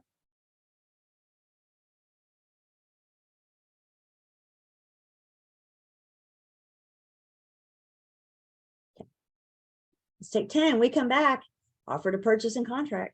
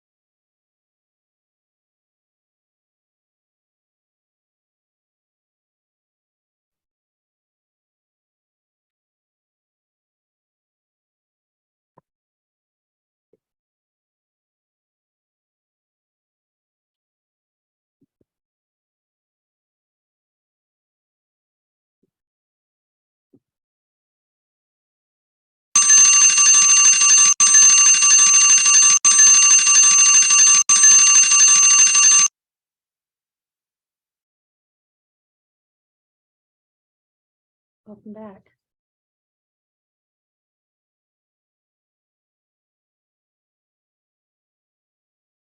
You here? Next, we're going to take attendance. And where we're heading next is we're going to look specifically at our offer to purchase and contract. Starting on page 287 of your book, 287 through the top of page 293. And I have taken attendance, so please let me know that you're back. Thank you. So 287 to 293 covers some of the more, let's call them important provisions of the offer to purchase and contract. I do suggest you guys look through those. Again, a similar exercise like you did with your agency agreement, kind of do a side-by-side comparison. As with our agency agreements, I've highlighted our offer to purchase and contract. So in the online learning system, I'm down here under our Campbell folder. Remember, our Campbell folder is just for us, right?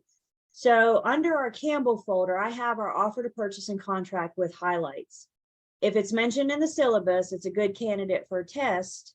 If it's mentioned in the syllabus, I've highlighted here for you guys. So we're going to go through it pretty briefly, talk about the bigger provisions, the more important things.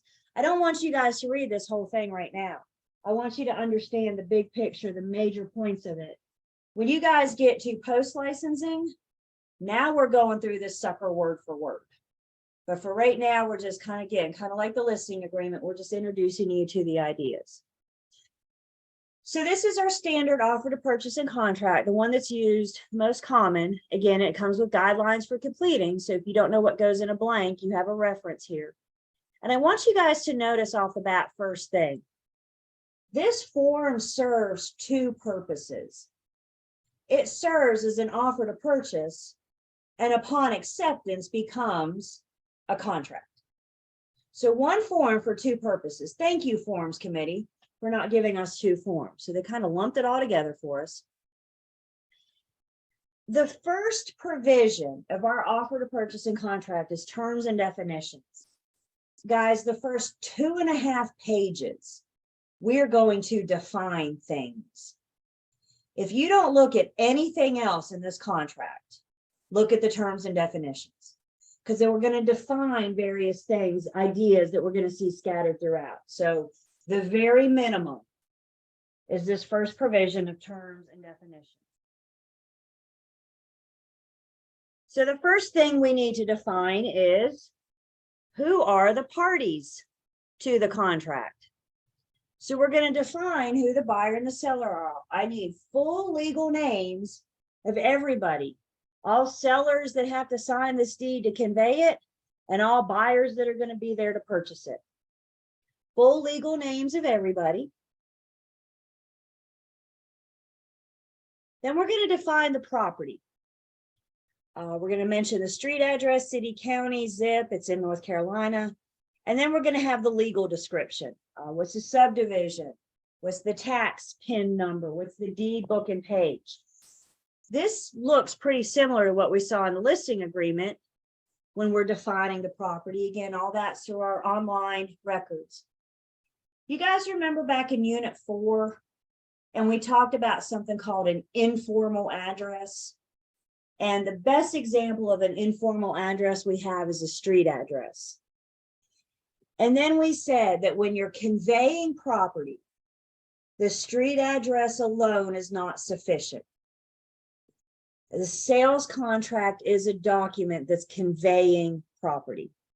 So in addition to the property address, we need as much of the legal description that tells us to complete all that are applicable. So as much of the legal description, property information is what we have. Then we have to define the purchase price, and the purchase price consists of several different pieces. This first line here is the amount, the purchase price that the parties are agreeing to.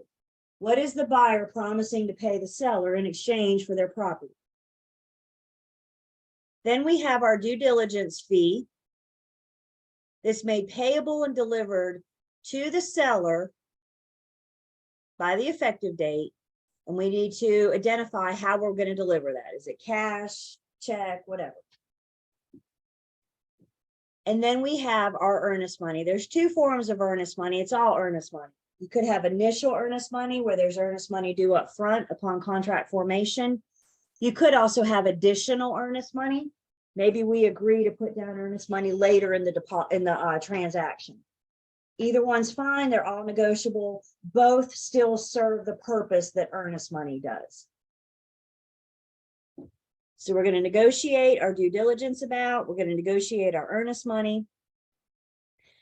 We're going to go back up in just a second, but I just want to, the rest of these lines, this is referring to a loan assumption. We're going to talk about that in Unit 14. Seller financing, we'll talk about that as well. If it's a new construction, there may be a building deposit. And then this last line is the balance. So let me get it where we can see everything on one page here. So let's say, for example,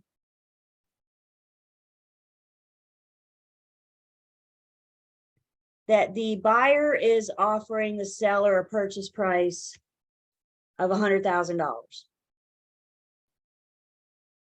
And they're going to offer, I'm just going to kind of make monies up as we go. They're going to offer $5,000 in due diligence, and they're going to offer $5,000 in earnest money. All terms are negotiable. When you get this offer for $100,000 purchase price, $5,000 in due diligence, $5,000 in earnest money, what are the seller's three choices? They can accept it, reject it, or counter it. This is the buyer's offer to the seller for the seller to decide how they want to proceed. This top line minus all the lines in between, which I don't think there's ever going to be a transaction where you use everything, but the top line minus all applicable lines in between are going to equal the new balance that the buyer now owes, assuming that we get to closing. So they agree to pay $100,000. In a sense, they've prepaid $10,000. So now they just have to bring $90,000. Again, assuming that we make it to closing, and that's what that bottom line says: balance of the purchase price in cash or paid with the proceeds of a new loan at settlement. We just negotiated the amounts right now. On the next page, we're going to define this earnest money and due diligence. Do I have any questions so far?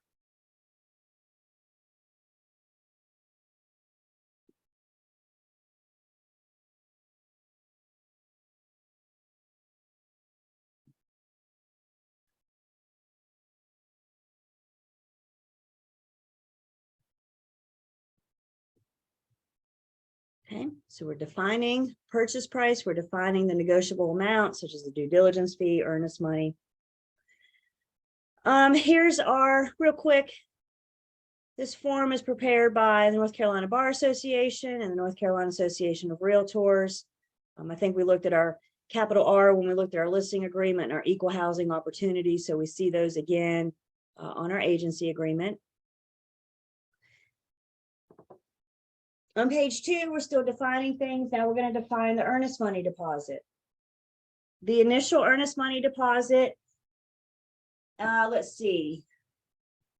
Buyer pays the earnest money and the due diligence fee. Buyer pays both. So when we go under contract, if you were the buyer's agent and we go under contract today, yay, now you're calling your buyer saying, congratulations, we're under contract. We need to meet up so you can give me 2 checks. I need to get some money so I can deliver it, one to the seller and the other one to the escrow agent. So there's 2 fees, 1 fee, 1 deposit, 2 checks that the buyers needs to deliver upon contract formation. If this offer never becomes a contract, then the buyer doesn't owe anything. So the earnest money deposit is defined as the initial earnest money or the additional earnest money, both collectively known as the earnest money deposit. It shall be deposited and held in escrow by an escrow agent until closing, at which time it will be credited to the buyer or until this contract is otherwise terminated. So again, the earnest money goes into this escrow account, trust account. We're going to talk about the escrow account, the trust account, license, law, and commission rule. You guys are going to read about it in the comments before we talk about it when we get to license, law, and commission rule. So we'll address the specifics of the trust account and the escrow account. But what this is saying is that the earnest money deposit is going to hang out in an escrow account. If we make it to closing, it's going to be credited to the buyer. If we don't, we're going to spell out later. And that's what this paragraph 23 for, is the remedies of breach. So we're going to break down in paragraph 23 the remedies for the buyer breach and the remedies for the seller breach. Right now, we're just defining things. Then we need to identify who is the escrow agent, who's going to be holding that earnest money deposit. Again, maybe your firm that you affiliate with will have an escrow account, trust account. Maybe they won't. I'm telling you, a lot of real estate firms are doing away with maintaining them because they're such a liability. Our closing attorneys have to have an escrow account because that's how they disperse all the funds after settlement. So what we've learned is we'll just let them take care of it. We'll let them handle it. But we need to identify who it's going to be. It's either the name of your firm or the name of the agent, the closing attorney that's acting as the escrow agent. The contract defines the effective date. The effective date is what we just referred to as that magic moment in time when it goes from being an offer to a contract. So the effective date is the date that the last one has signed, and that signing is communicating to the party making the offer. So what are the two things we need? That magic moment in time to go from being an offer to a contract. We got to have everybody's acceptance. We have to have everybody's signature. And then we need that communication of acceptance to cross the line and go to the offer or. That is the effective date.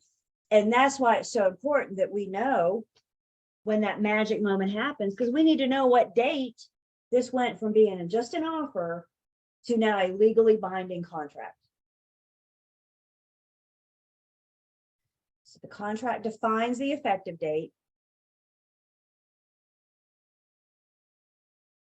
The contract then defines due diligence. Due diligence is the buyer's opportunity to investigate the property, to decide whether the buyer, in the buyer's sole discretion, will proceed with or terminate this transaction.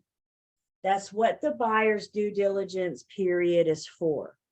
It's their opportunity to learn as much about the property as they possibly can, and then decide, now knowing what I know, do I want to terminate or do I want to move forward? Let's remember caveat emptor one more time. Does the seller have to disclose anything? Shake your head, yes or no. Do they have to disclose? No. Does the seller have to do any repairs whatsoever? Do they have to fix anything? No. So now the buyer's learned about all these problems of the home, which, guys, let me just put this out there. There's no such thing as a perfect home. What? All homes have some kind of problem. And when the home inspector goes in to perform their home inspection, that's their job, is to point out the problems. Prepare your buyers for this. The home inspector is not going to tell your buyer what a lovely home they're buying. The home inspector is going to tell the buyer, this is broke, that's not fixed, this isn't working right. Your buyer now has that information to decide, are these things I want to deal with after closing, or do I want to terminate? So the buyer's sole discretion, whether or not they're going to proceed with or terminate the transaction. Then we have the due diligence fee, which is a negotiated amount paid by the buyer to the seller for the buyer's right to terminate this contract for any reason or no reason during the due diligence period. This is what the buyer is paying the seller for. They're paying for the right to terminate for any reason or no reason. Maybe they look at that home inspection report and say, my goodness, I do not want to deal with all this. I'm going to terminate. Maybe they literally wake up the next day and say, nah, I don't want to buy this house. This is their opportunity to terminate for any reason or no reason, as long as they do so within the due diligence period. There's a very common misconception out there. So let me clear it up.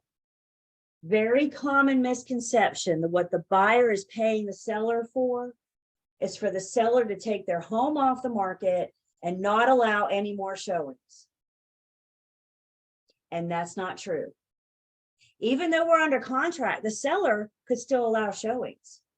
The seller could accept something called a backup contract, which we will talk about. That's not what the buyer's paying the seller for.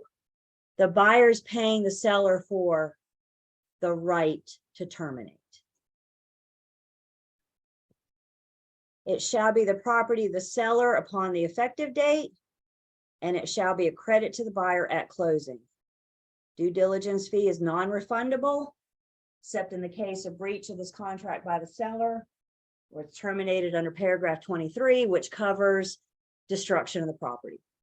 So the only time that the seller may have to give back the due diligence fee is if they breach or if the property is destroyed. We'll see that when we get to that paragraph.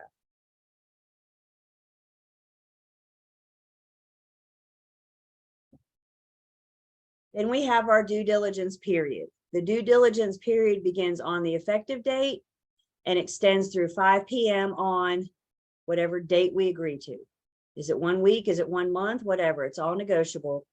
And the due diligence period is the time being of the essence, which means it's a drop dead date and time.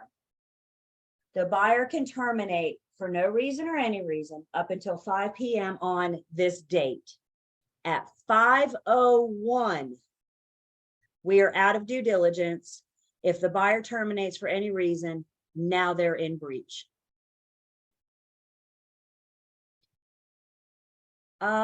The seller can accept another offer. We have something called a backup contract. We'll talk about our backup contract. Probably may not see that today. Maybe we'll get to it today. But yeah, the seller's free to accept another offer. They're not taking their home off the market. They're being paid for, everybody see this? The buyer's right to terminate. Here, let me clear this and make sure we see this. The buyer is paying for their right to terminate. For what reason? Any reason or no reason at all.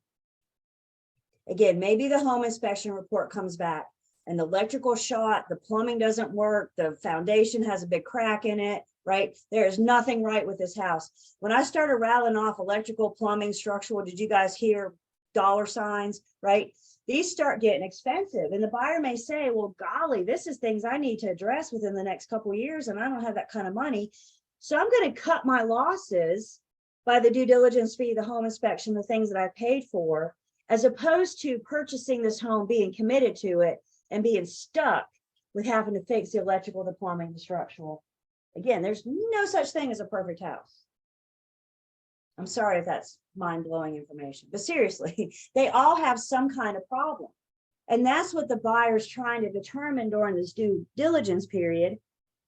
It's about determining risk, right? It's risky buying a house. Can we all agree with that? It's risky. There's risks involved. And guys, the thing about it, we're going to see in our contract in just a little bit, there's a provision that says once this is a done deal, this is a done deal. There are no takebacks. There's no 60-day return policy. Once this is a done deal, it's done. And the buyer's stuck with it. So this is why they're making that decision if they want to terminate or proceed with the transactions.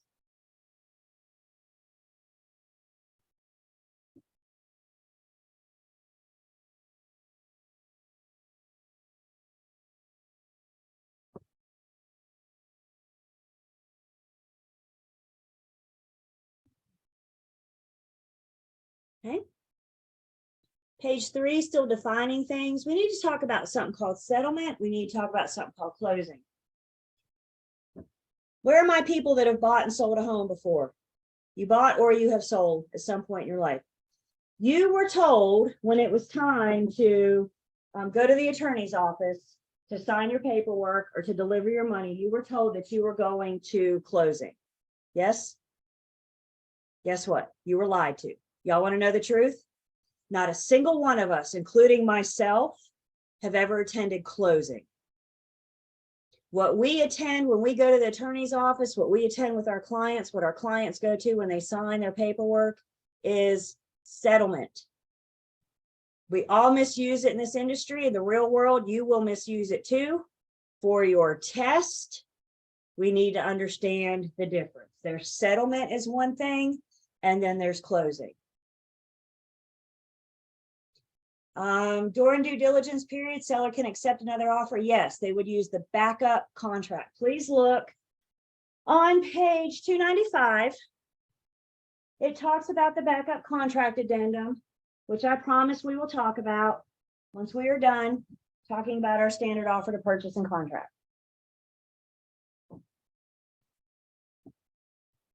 Settlement is defined as the proper execution and delivery to the closing attorney of all documents necessary to complete the transaction and any receipt of necessary funds. So when your buyers and sellers go to closing and they sit at the attorney's office and they sign their life away and they sign all their paperwork, when the buyer brings funds to closing, what they're attending is settlement. And we have to agree on a settlement date. The settlement date and the due diligence dates are two different things. How far apart are they? It's all negotiable. Usually what we see is a couple weeks. We'll have due diligence end, and then a couple weeks later, we'll have a settlement date. Once we all leave the attorney's office, then the attorney proceeds with what's known as closing.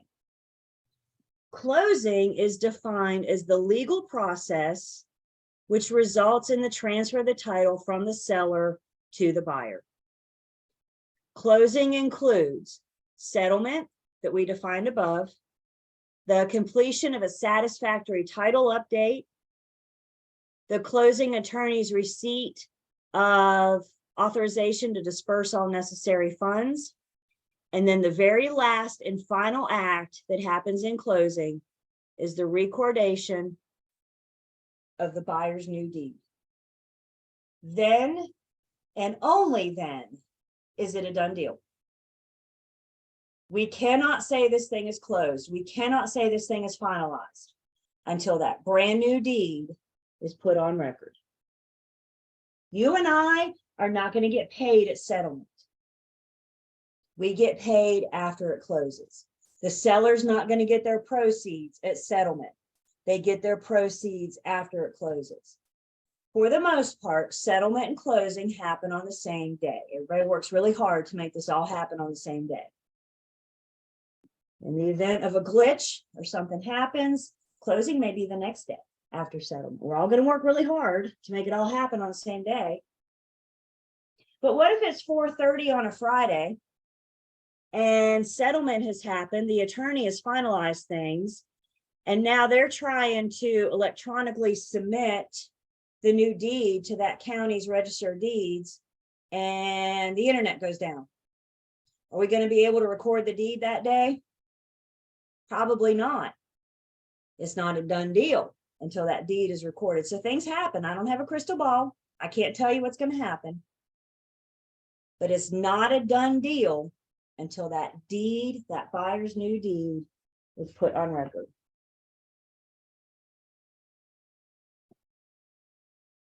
The settlement and closing are two different things. Again, you guys, when you get your license and you start working with buyers and sellers, you're going to use this wrong too. We all do it. You're going to look at your buyers and sellers, say, this is when we're going to closing. For your test, I need you guys to understand there's a difference. We do not attend closing. What we attend is settlement. Not a single one of us, unless you're an attorney, which I don't think anybody just admitted you were, not a single one of us have ever been to closing.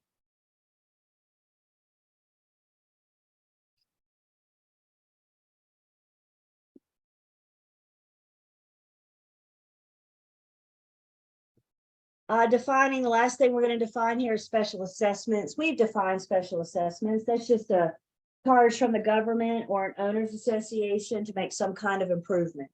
So right now in the contract, all we're doing is defining a special assessments. Once we get into the contract, we're going to learn each party's respective responsibilities. What are the seller's responsibilities for special assessments and what are the buyer's responsibilities for special assessments? I'm seeing lots of walls and ceilings. I know contract isn't the most exciting topic of conversation. I need to know you're here though.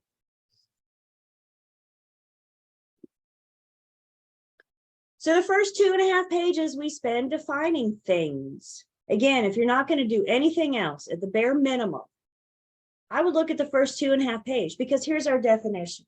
This helps us break down the various terms that we see throughout the contract. Our second provision is about fixtures. Talking about fixtures, we have our fixture list, which is the exact same list we saw in the listing agreement. Remember when we were with the seller signing the listing agreement, we talked about these fixtures. If you're going to take anything, we need a conversation. If the buyer's going to see these fixtures, we need to make sure that they're excluded. We need to make sure that the buyer knows that when they buy, they're not going to convey. So we have our same list of fixtures again. And then we have the other items, fixtures that do not convey. So we need to spell those out in the contract. The buyer needs to know in writing that when they convey, when they purchase this home and that deed is recorded, these fixtures are not going to be there. So we're going to list our fixtures. And then up next, of course, we have personal property, which is any personal property that the buyer and the seller agree is going to stay. Let's back up on fixtures and personal property again for just a second. Fixtures are meant to stay. Personal property is meant to go, right? Remember unit 2. Fixture is going to stay. Personal property is going to go. If they're going to do the opposite of their intent, they need to be in the contract. So if a fixture is going to go or personal property is going to stay, that's what we list in the contract. And when you guys are listing things, I need you to be specific. Do not, in the personal property, write that the buyer and seller agree to leave the fridge. Is that specific? There have been, there have been cases, there have been stories where the parties agree to the fridge. Buyer buys, goes to their brand new home after closing. In the kitchen, what should be the big refrigerator that they thought they were getting was a 2-shelf dorm room refrigerator.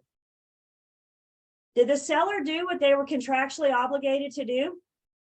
Yeah, they did. They left a fridge, didn't they? This is why I need you guys to be specific. If your buyer wants that fridge, I need you to say, 2-door stainless steel Whirlpool. Sometimes when you open the doors, you can see a model number on the inside cover.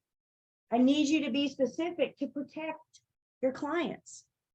If we're going to negotiate any fixtures or personal properties, again, you guys, don't be unclear in this contract. Spell it out.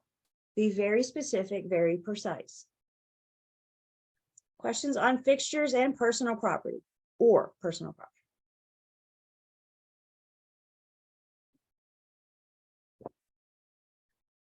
I wish I agree. Toya, somebody just said they were shady. Guys, here's the thing. Sometimes by the time we get to the end of the transaction, buyers and sellers get, let's just say they get petty, for lack of a better word.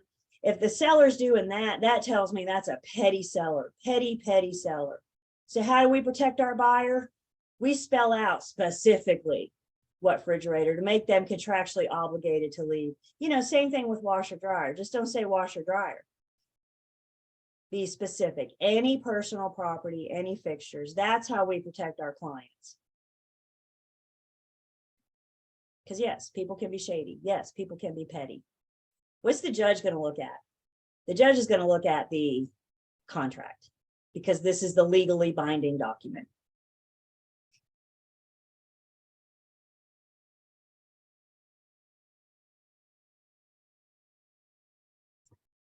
Moving right along, we talk about the buyer's due diligence process. Provisions 4, 5, and 6 are all about the buyer.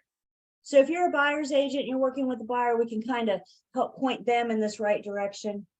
So provision 4 is specifically about the buyer's due diligence process, and it starts with a big red warning. Big red warning says that the buyer is strongly encouraged to conduct their due diligence during the due diligence period. If the buyer is not satisfied with their results, the buyer should terminate this contract when? Prior to the expiration of the due diligence period, unless the buyer can obtain a written extension from the seller. Please note, the seller is not obligated to grant an extension. So in explaining the due diligence to the buyer, remember, they're probably not reading this. So this becomes my job to explain it to them. And they need to know, if you have to terminate, if you choose to terminate, you need to do so within due diligence. Nobody likes to terminate. Let's just put that out there. But if we have to terminate, specifically as a buyer's agent, if we do so within due diligence, at least I can get them their earnest money back. So they're encouraged to terminate if they have to. They're encouraged to terminate if we're in the throes of due diligence and your buyer wants more time or needs more time. We can always ask, but the seller is under no contractual obligation to grant more time. So we're encouraging the buyer, strongly encouraging the buyer to learn about as much about the properties they possibly can. And then we talk about things that the buyer needs to consider doing during their due diligence. The biggest part of the contract to closing process, hands down, is the loan approval. We need to get the buyer working on their final loan approval as soon as we can. We'll talk all about the loan. Next week, we get into financing. So at the loan at the buyer's expense shall be entitled to pursue qualification for any loan. Remember, we said there are no contingencies. So our contract reminds us there is not a built-in contingency. If we find out, even after due diligence, that the buyer can't get loan approval, they have to terminate. They can create a contingency. I need an attorney to draft that up, though, because we don't have a form for that.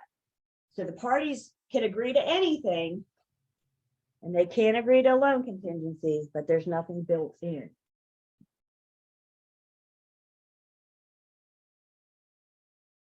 And then we talk to the buyer about things they should consider investigating. So here's our inspections. The home inspection, it's generally not required. You may bump into a lender that requires it, but for the most part, the home inspections are at the discretion of the buyer. Highly recommended though, because again, the home inspector's job is to go through and point out everything that's wrong.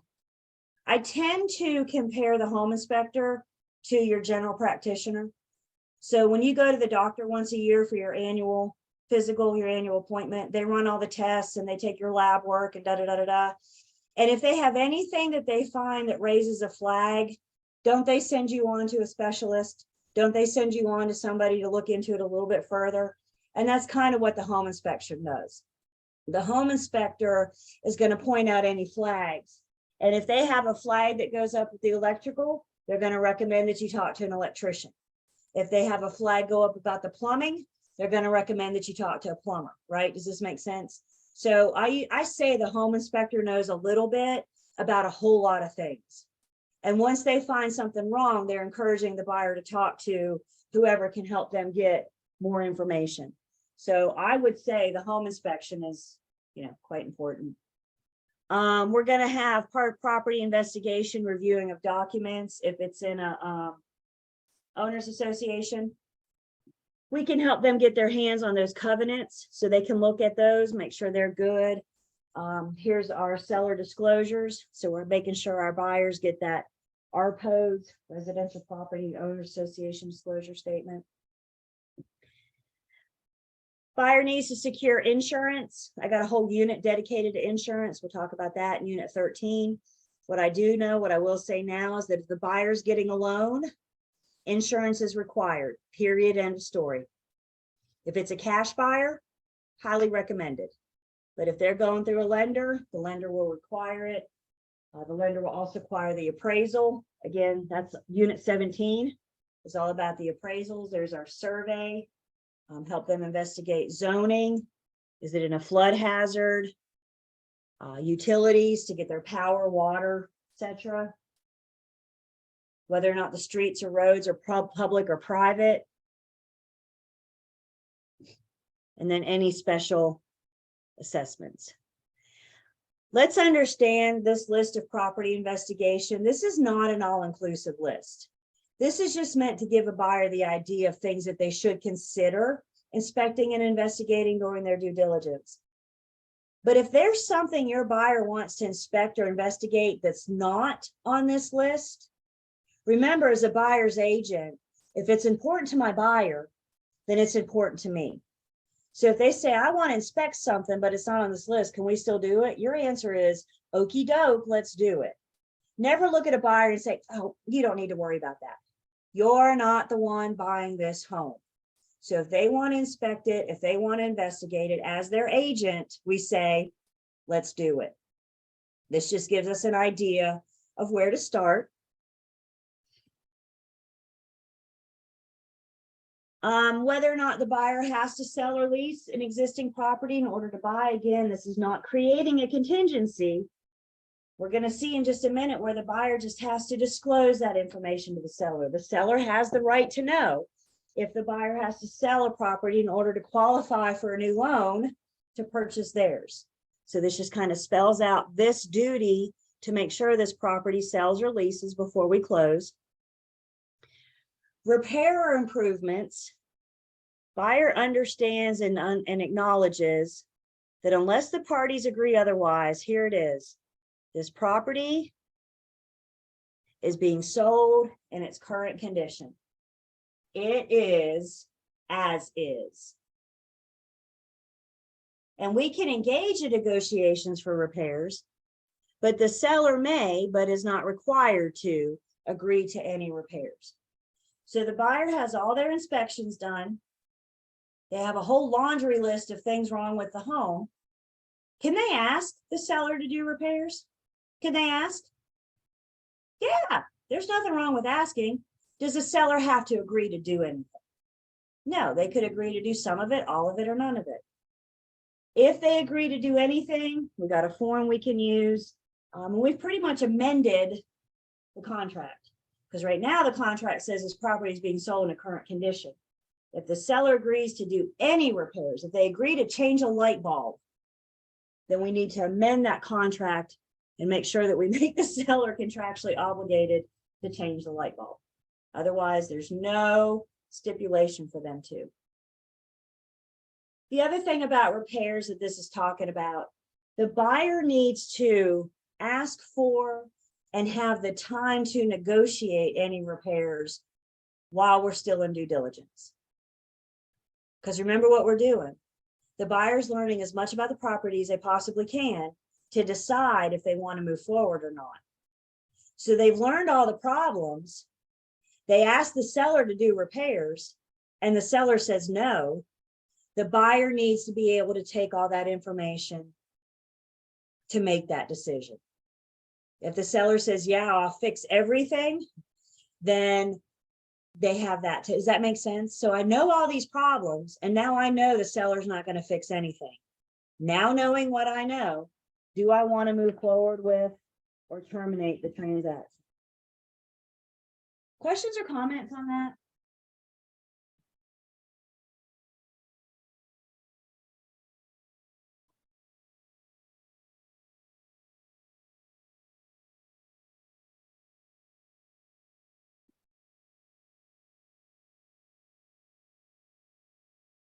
Still under the buyer's due diligence, buyer's obligation to repair any damage. This is what we were talking about with our consequential damages. If the buyer's home inspector damages the property, the buyer's on the hook for that.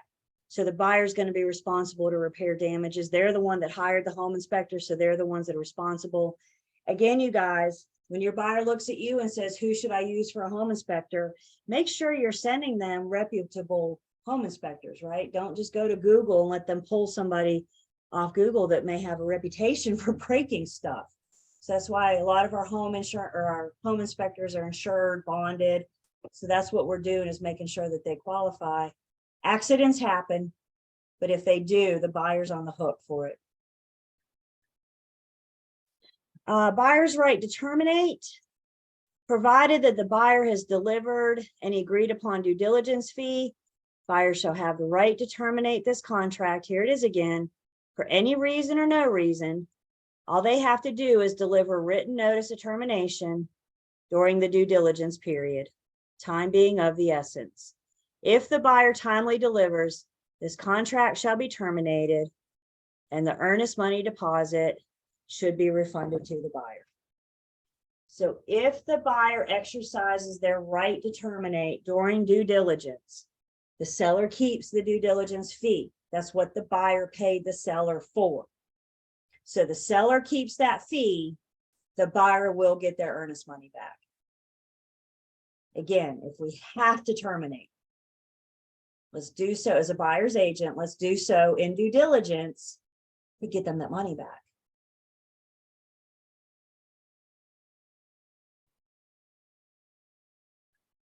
The last thing on this, for buyer's due diligence, closing shall constitute acceptance of this property in its then existing condition unless provisions are made otherwise.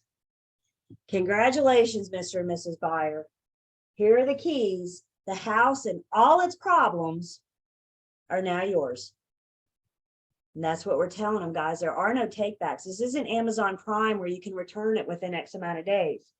Once that deed records, it's a done deal. And the buyer needs to understand that when they go to that attorney's office, when they go to settlement and they sign, they're agreeing to accept the property in its existing condition. We'll talk in just a second about the final walkthrough, the importance of that. We'll also talk in just a second about what happens if the buyer's not satisfied with the existing conditions. But what we're understanding right now is they've learned everything that they possibly could learn about the home. They decided to move forward. And now that we're at settlement, now that we're at closing, that's what they're agreeing to. I agree to take this property in its existing condition.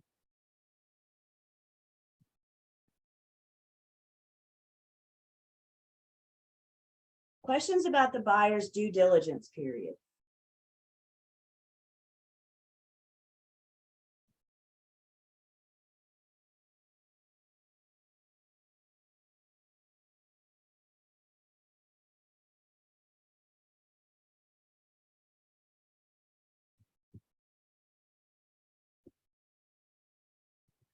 The next provision is buyer representations. There's things that the buyer has to represent to the seller that the seller should be able to rely on when deciding whether or not to enter into a contract to this buyer. So there's some statements that the buyer has to make.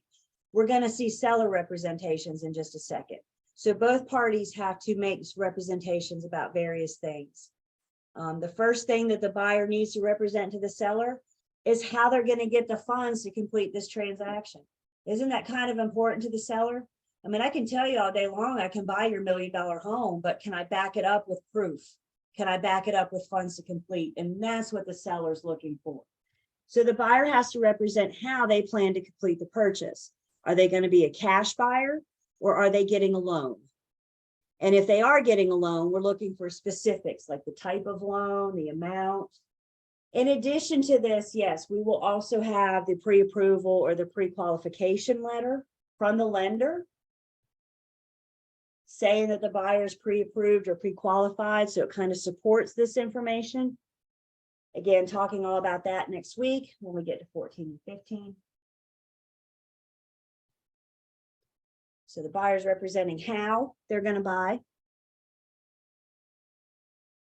If the buyer has to sell or lease another property in order to qualify for a new loan, I'm not creating a contingency. I'm just letting the seller know. We're representing to the seller that I cannot buy your house until I sell this one. If we do want to create a contingency, we have got to have an attorney draft something up. As a matter of fact, that's what this blue note says. Contract is not conditioned upon the sale or the lease. If the parties agree, then the appropriate contingency should be drafted by an attorney. So just by the buyer representing does not create a contingency. If the parties agree to create a contingency, we'll have an attorney draft something up for us.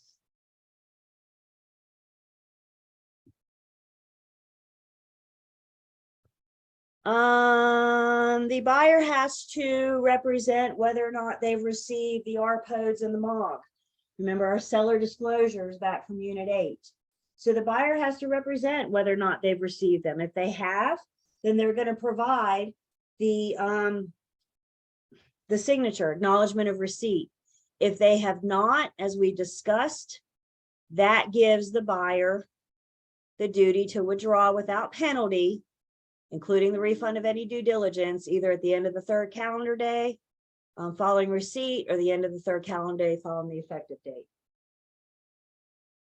Or the RPODs or MOG may be exempt. We talked about very few reasons for each why they might be exempt. Again, the buyer's just representing to the seller that they have or have not received these seller disclosures, both the RPODs and the MOG.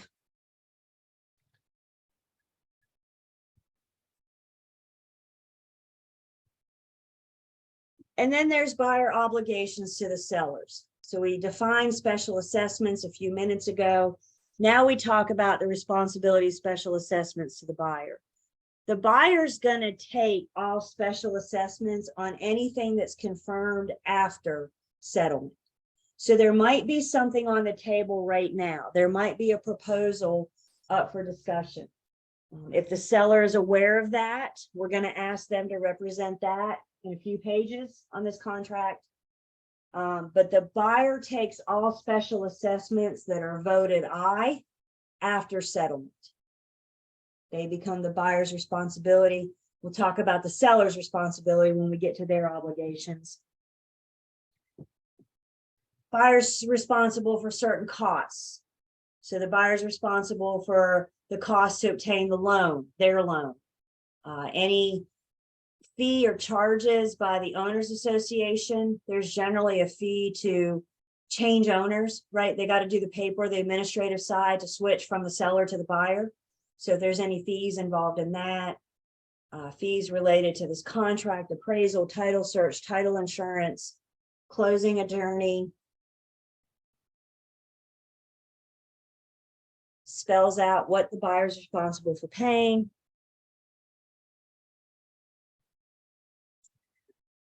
4, 5, and 6 are about the buyers. Any questions so far? It's a lot to take in, I know. So hopefully the highlights help a little bit. And then I think the pages in the book, what did I just say, 287 to 293, kind of help with some of these more important provisions too.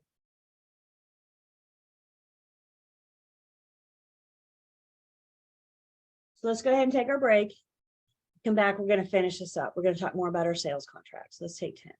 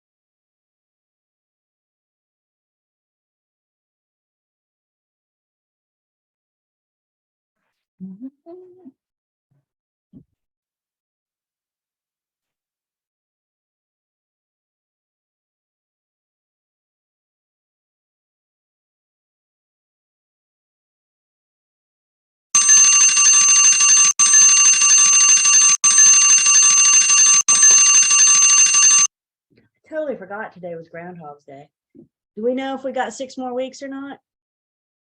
Anybody here? No? 6 more weeks. We're supposed to Yes? get 6 more weeks. I don't know. I'm asking what the groundhog. What's the groundhog? He have to saw say about it? himself.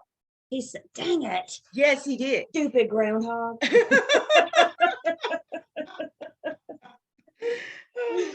Ugh. Yes. It's only 1st of February. I guess we should be. should be used to it. But again, I think Friday is supposed to be warm. So I'll take it. go figure. I'll take it. Take it. All right. So we are back. Cameras are on and I can see you. Remember, it's twofold.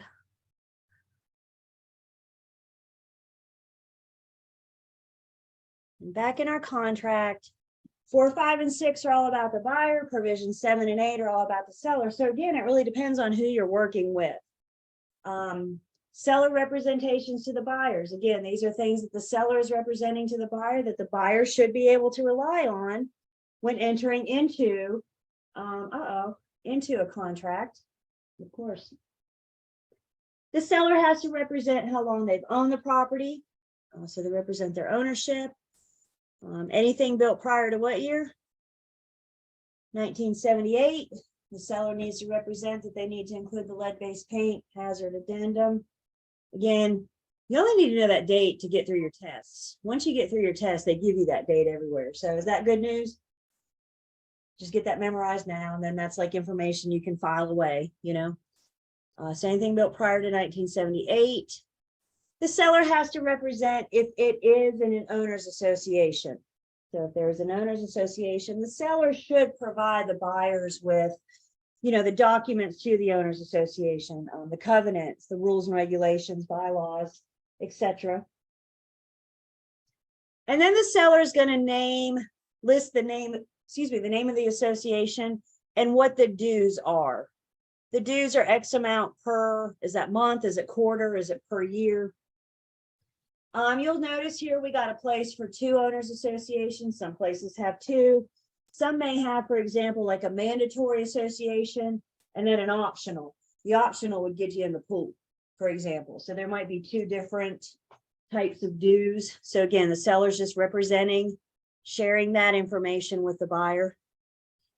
Does the seller fill this portion out? No, because remember, the buyer is usually the one writing the offer. So the buyer's agent's filling this out. This is part of the information that we're going to find in our research. Maybe the sellers provide it to us. Listing agents, obviously, we need to make sure, along with our sellers, that this stuff is right before we accept.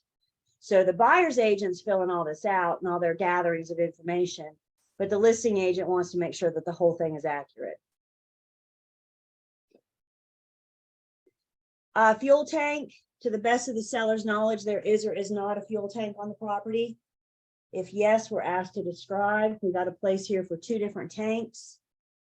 It's currently in use, not in use. Is it owned or leased? Is it above ground or below ground? What fuel and who's the vendor? Again, if that information is not provided to the buyer's agent and the MLS, for example, to complete the offer, then we'll have to fill it out before we can create a contract. We'll have to have the listing agent and the seller complete that.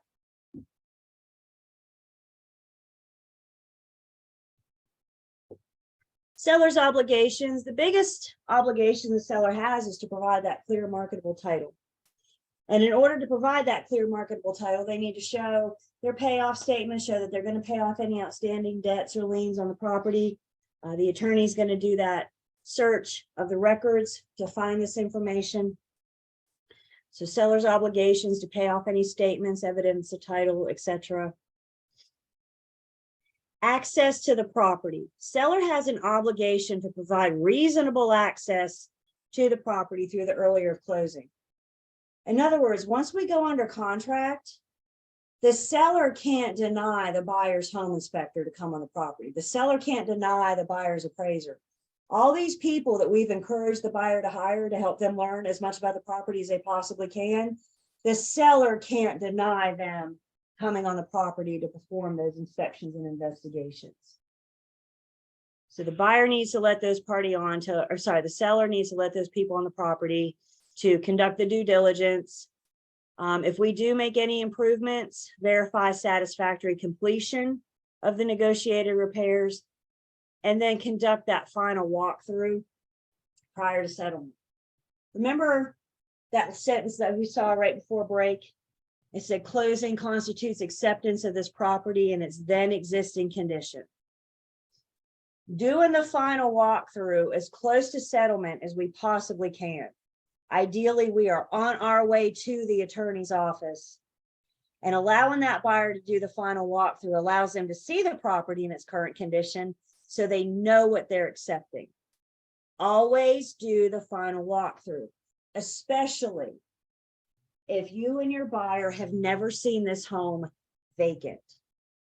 What if the seller just moved out 2 days before settlement and you've never seen it vacant? So the final walkthrough is always encouraged, again, as close to settlement as we can. So what if? We're doing the final walkthrough. We've never seen this home vacant before. And all of a sudden, on our way to the closing attorney's office, we realized that the reason that this picture was here was to hide a big hole in the wall. Now we see the hole, right? What if we're doing the final walkthrough and the seller has left a bunch of garbage or a bunch of debris or a bunch of personal property that we didn't agree to? Remember what that sentence says. Closing constitutes acceptance of the property in its then existing condition. So if the buyer signs, they're accepting the property with the big hole in the wall. They're accepting the property with all that garbage and debris. So if we're not satisfied with the property during the final walkthrough, your buyer pretty much has two choices. They either go on to the attorney's office and sign and accept it, or they don't. It's not over yet. We can call the listing agent and say, yo, big wall and a bunch of trash. We need you to take care of it, right? We can still, and guys, we are all on our way to the attorney's office anyway. So if we agree to anything, if we have any agreements, we got the attorney sitting right there that can draft something up for us, right? But do not tell your buyers to sign and then we'll deal with it later. We'll make the seller come back and get that garbage out. Once closing has happened, it is a done deal. And that's what the buyer is signing. That's what the buyer is acknowledging. The final walkthrough is like critical. I'll share a quick story with you guys because it really set home with me. So back when I got my license and I had to take post licensing too. And I remember our post licensing instructor told us that her very first buyer ever, her first transaction, she said, I was wet behind the ears. And she asked the buyer if they want to do the final walkthrough, and the buyer said, no, we're fine. And she said, okay. So they went to closing, they signed, deed recorded, keys changed hands. Stood in the parking lot, thanked each other. Nice to meet you. Have a good day. Later that afternoon, the buyers called her and said, do you mind to come by? She went, ugh. So she went over. Luckily, when she got there, the buyers were laughing. So this is a good sign. They had never seen this home vacant. Big mistake. Should she have done the final walkthrough? I mean, always do the final walkthrough, but especially if you've never seen it vacant. They took her down to the primary bedroom, the owner's bedroom. They're like, we got to show you something. She said when she walked in that bedroom, it looked like the New York City skyline. Those previous owners painted around all the furniture. They painted around the dresser and around the headboard. Instead of putting the furniture on sliders and moving them out in the middle of the room and covering them and painting the whole wall. No, they painted around. She said it looked like the skyline. The buyers were laughing because they had planned on painting the bedroom anyway. And it's one of those things that you had to see to believe. This very well could have turned into a case. And it very well, I'm not an attorney and I'm not the broker in charge, but it could have been that that agent was paying for the buyers to paint that bedroom had she not encouraged that final walkthrough. So even if your buyers refuse to go, you go and you go through with video because what do we document?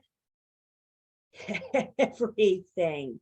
But really encourage your buyers to go final walkthrough. They need to know what they're accepting. They need to know what they're receiving at closing. Question comes in about this form. This form, remember, it serves two purposes. It's an offer to purchase, and upon acceptance becomes a contract. So it's a one form for both. Once we get everybody's signatures, which we're getting to. Seller's obligations, they have to remove all personal property that are not part of the purchase, garbage and debris from the property. Good title and legal access. Seller's going to execute and deliver. There's our general warranty deed. Actually, you guys have already seen this paragraph. We looked at this. I think it was back in Unit 5. And we patted ourselves on the back because of all the words that we knew now that we didn't know the day class started. So things like general warranty deed, easements, encumbrances, liens, ad valorem taxes. All those words we learned in the first couple units come up again in the contract. And that is the seller's biggest obligation, is to provide that good title legal access.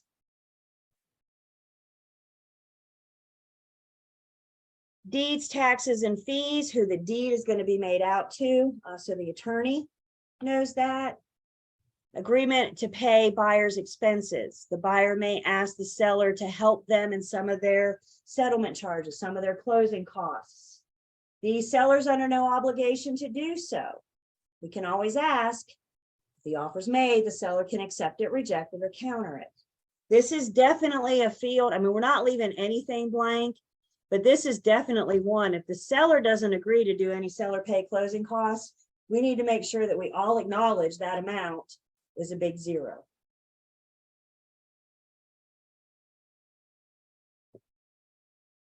So every time a person wants to put an offer on a house, they have to have a check in hand. No, that buyer doesn't owe any money until the contract has been formed.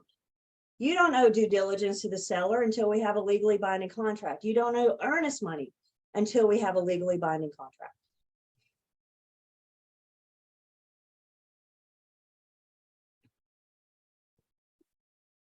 Here's special assessments. One more time, seller shall pay in full any special assessments that are approved prior to settlement. So if there's any approved outstanding special assessments before settlement, that's the seller's responsibility. If they're not approved until after settlement, then those become the responsibility of the buyer. But the seller has to pay them in full once they're approved before settlement.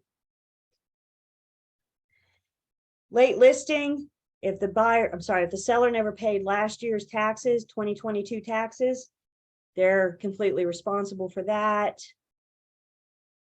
Seller has a duty to do negotiated repairs or improvements in a good and workmanlike manner. The buyer has the right to verify. So if the seller does agree to do any repairs, they have this obligation to do them in a good and workmanlike manner. And the buyer can go back and inspect it. They can send their home inspector back, but they have the right to verify. Another thing is buyer's agents that we can do to protect our buyers is if we do ask for any repairs, like for example, we ask for electrical work to be done, we can ask that those be performed by a certified electrician, right? Just because the seller has access to YouTube and a hammer does not necessarily mean they know what they're doing. So we can specify, we want a contractor or an electrician or a plumber out here to make those repairs. But either way, there's this obligation to do them in a good and workmanlike manner.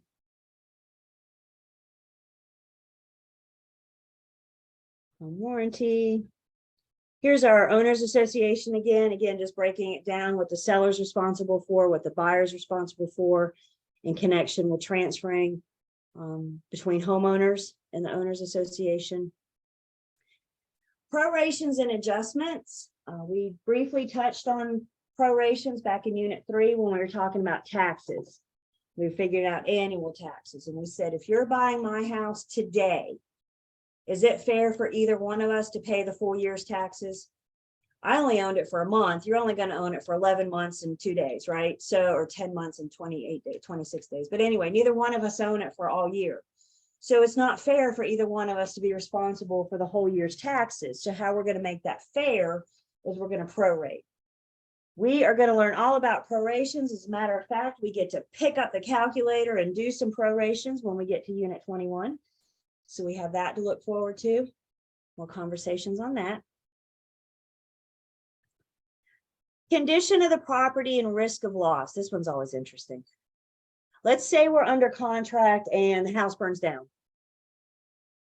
Well, it's not over yet. If the house burns down, the buyer has choices. The buyer may terminate this contract, and if they do so, they're going to get their due diligence and their earnest money back. So destruction of the property, the house burns down, buyer chooses to terminate, they get their due diligence and their earnest money back. The buyer also has a choice. If they do not terminate, they shall be entitled to receive, in addition to the property, the proceeds of any insurance claim filed by the seller. So the house burns down when we're under contract and the buyer has a choice. Terminate and get your fee and deposit back, or proceed with closing, get the insurance claim by the seller's insurance claim, so you can rebuild.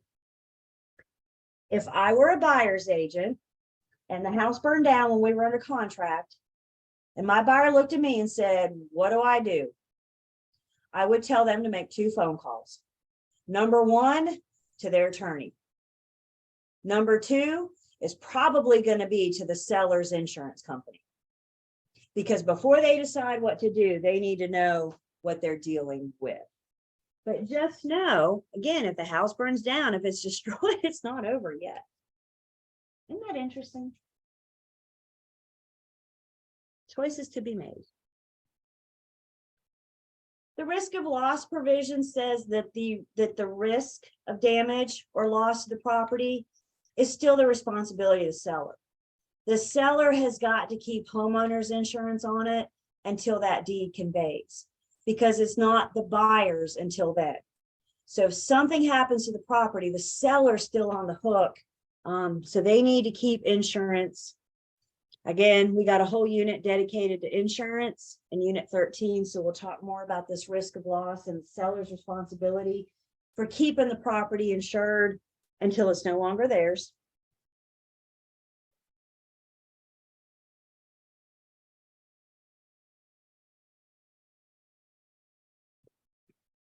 Delay in settlement or closing. Delays in settlement are very common. Delays in settlement just happen. I don't have a crystal ball.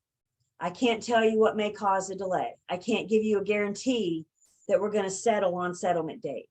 I can tell you we're all going to work really hard towards that date. We're going to all work really hard to get to that date, but we need to understand that delays in settlement happen. Anybody ever bought or built new construction?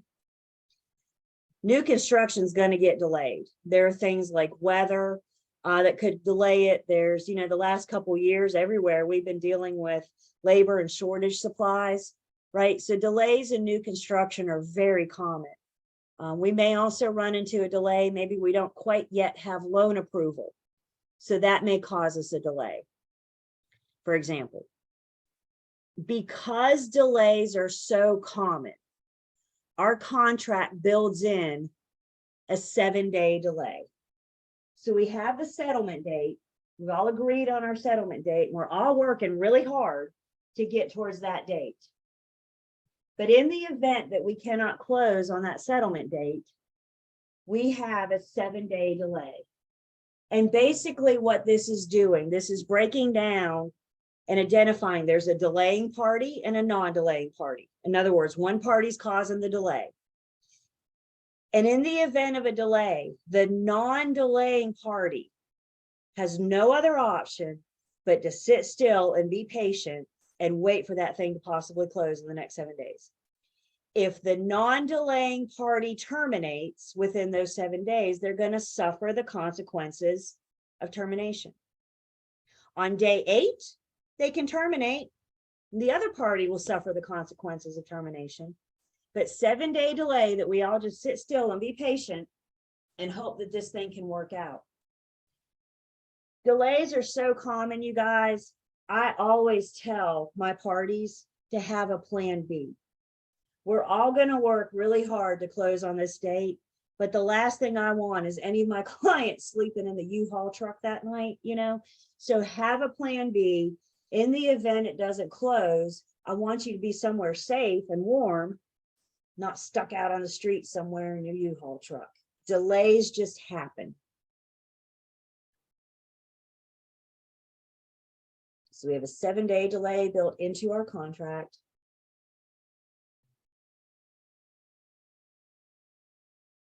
Then we define possession. When does the buyer get to take possession?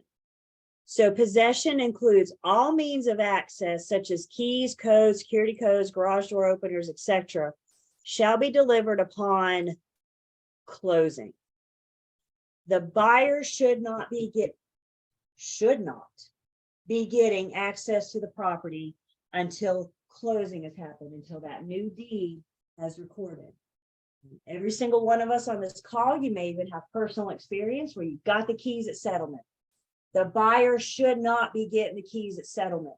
It's not their home yet. It doesn't become their property until that new deed is recorded. Think about it. You give the buyer the keys at settlement, they run over, the deed hasn't recorded yet, it's not their home. They walk in the front door, they trip, they fall, and they hurt themselves. Whose insurance is that going to be on? That's still on the sellers, isn't it? Because that deed hasn't recorded. So we can help safeguard those keys, help make sure, again, you don't have to go far to hear stories and examples about buyers getting keys before the deed. What does the contract say? They shouldn't be getting access to the property until it's theirs. We may have some ability to do possession otherwise. If the tenant is buying the property, for example, then obviously possession has already happened. We may also have the opportunity to do a buyer possession before closing or a seller possession after closing. In both of these cases, one party's acting like the landlord, the other party's acting like the tenant. Somebody's living there that isn't the owner of the record. Buyer possession means they're moving in before closing. Seller possession after means that they're staying after closing. Both of these are negotiable. We have a form for these. We're going to talk a little bit more about them in our forms. We'll see these pop up again when we get to Unit 13. So know that the parties could agree to possession, unless agreed otherwise, then access happens after closing.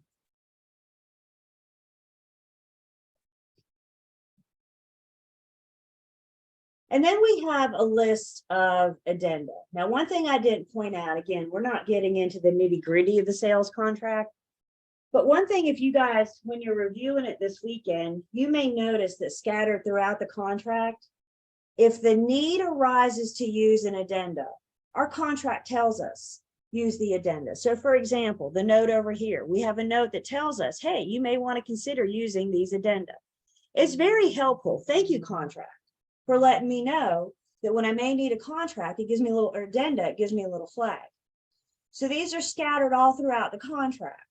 Additionally, we have this nice handy dandy little checklist here to make sure as a buyer's agent, we're adding all of these addenda, any applicable addenda, when we're presenting our buyer's offer. Remember, the addenda are added to and become part of the offer, and upon acceptance, become the contract. So here's a nice little handy dandy checklist. Next week, we're going to look at some of these addenda, go over them briefly. We're not actually going to look at the form. I think, to the best of my knowledge, this is the last form we actually have to look at in pre-licensing. So there's good news, right? There's a cajillion of forms in real estate. In pre-licensing, we had the listing agreement, the buyer's agency agreement, and the offer to purchase and contract. We're going to have a discussion, though, next week about some of these addenda and what they do. If you have a test question about addenda, it's probably going to give you a scenario and then ask you which addenda is applicable. Which addenda would you use? So we're going to go through and discuss them. If you want to look ahead, that starts on page 293. And we'll see those next week, have a conversation. And again, you guys, this isn't all the addenda available. These are just some of the more commonly used ones. And remember, and as a matter of fact, our contract helps us remember that we are not permitted to draft legally binding documents. So I cannot draft addenda. If I don't have an addenda that meets my situation, then we have to get an attorney to draft one for us.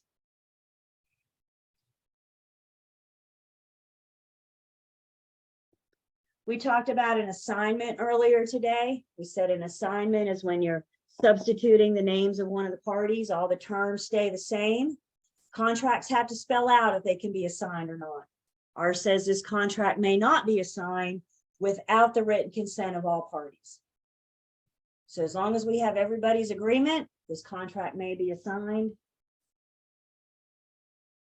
Tax deferred exchange, we'll talk about that. Unit 18 is our accounting unit.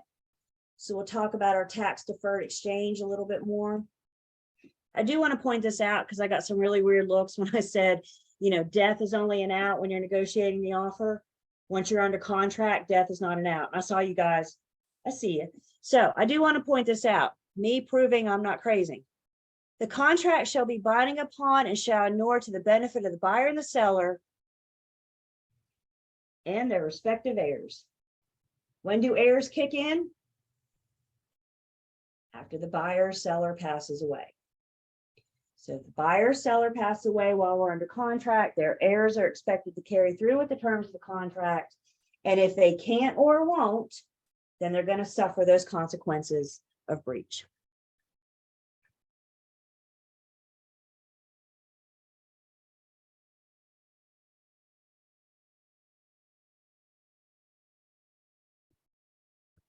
Please make a note, provision 23 on page, where are we?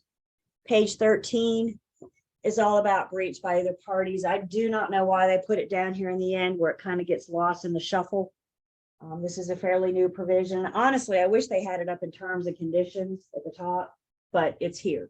So make a note, provision 23 spells out what happens, but to breach by either party. What I just say, page 13. They're breached by the buyer. If the buyer's in breach, remember it's happening after due diligence.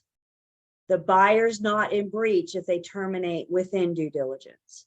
So if the buyer breaches, the seller shall be entitled to the earnest money deposit, the payment of the earnest money deposit and the due diligence fee together serve as the seller's liquidated damages. Liquidated damages are amounts that we agree to upfront upon contract formation. So liquidated damages for the seller, the due diligence fee and the earnest money deposit, and serve as the seller's sole and exclusive remedy for such breach. Which means the seller gets the liquidated damages and that's it. They cannot take the buyer to court. I mean, they can try, but the judge is going to pick the contract up and say, well, it says right here, this is what you agreed to. So the seller's acknowledging in the event of the buyer breach, their liquidated damages or the due diligence fee, the earnest money deposit, and they serve as the seller's sole and exclusive remedy.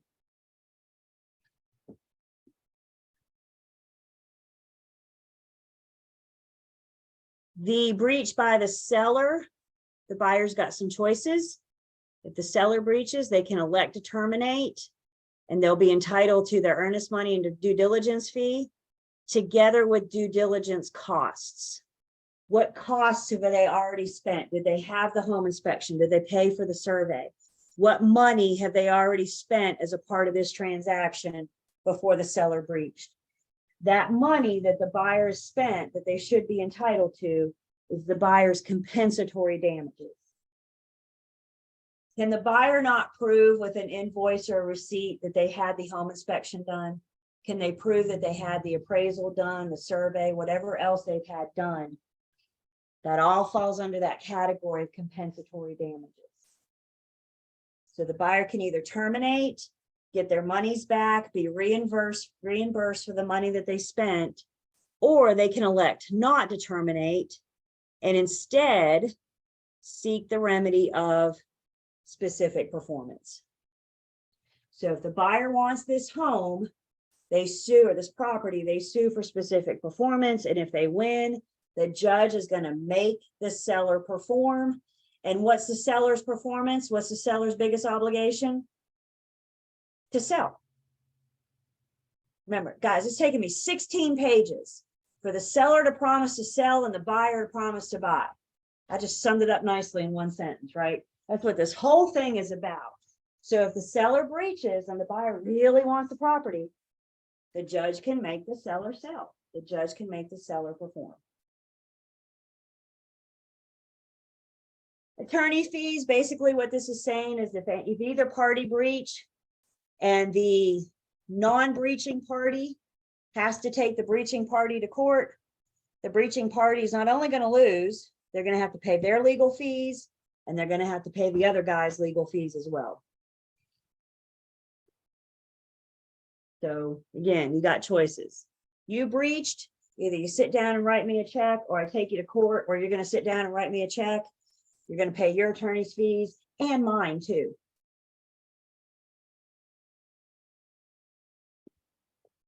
So again, that was 23. What'd I say? Page 13.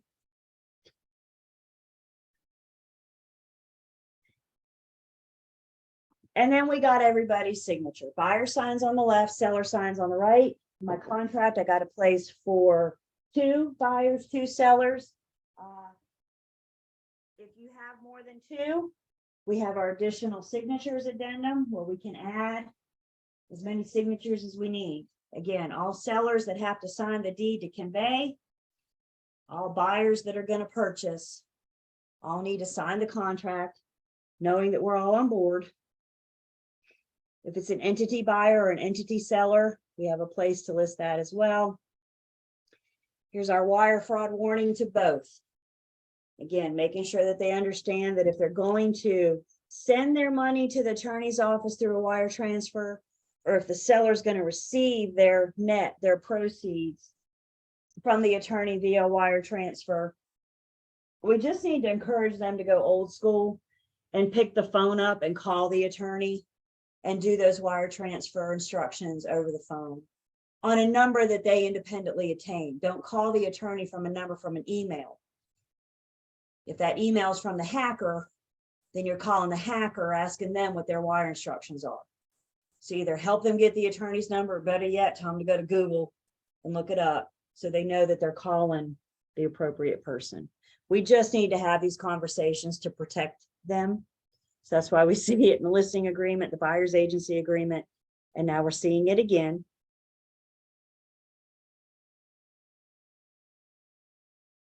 Then we have our notice information. This is the page that tells how we want to be communicated. You may have the option of putting in the buyer's or the seller's contact information. More likely what we're going to see is our contact information. This is the only place that we belong in the offer to purchase and contract. And you will note, I'm not signing anything. I'm just stating my name as a representative to the party. I'm stating my contact information so the other agent knows how to communicate with me. I'm not signing anything. I'm not a party to this contract. Buyers on the left, so the selling firm, who's the selling firm, and then we have to identify our role. Is the firm acting as a buyer's agent, a seller sub-agent, or a dual agent? We're going to put the firm license number and mailing address. We're going to list the individual selling agent, whether or not they're acting as a designated dual agent. We need the selling agent's license number and then their contact information. And then we go through this little exercise again with the listing firm. On the right, listing firms acting like a seller's agent or a dual agent. Who is the individual listing agent? Are you acting as a designated? What's your license number and contact information? We have to identify our roles in writing at the time that we're ready to present an offer. So again, thank you, Forms Committee, for giving us these handy dandy check boxes so we don't have to remember to do it. All we got to remember to do is check the appropriate box of what role the firm is acting and if the individual agent is acting as a designated dual agent.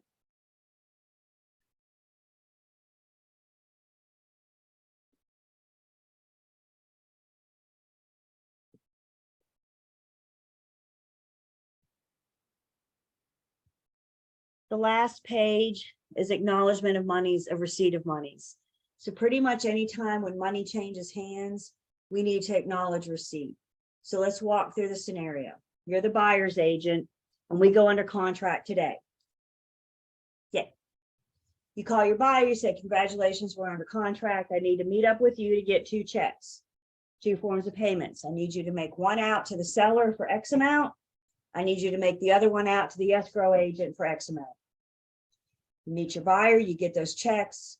The buyer's agent is going to deliver the due diligence check to the listing agent. Once the listing agent receives it, they're going to acknowledge receipt. They're going to acknowledge that they have it. Can we all agree that in your hand and on its way are 2 totally different things? Can a lot happen from here to there? Absolutely. Y'all do not sign acknowledgement of receipt until it is in your hand.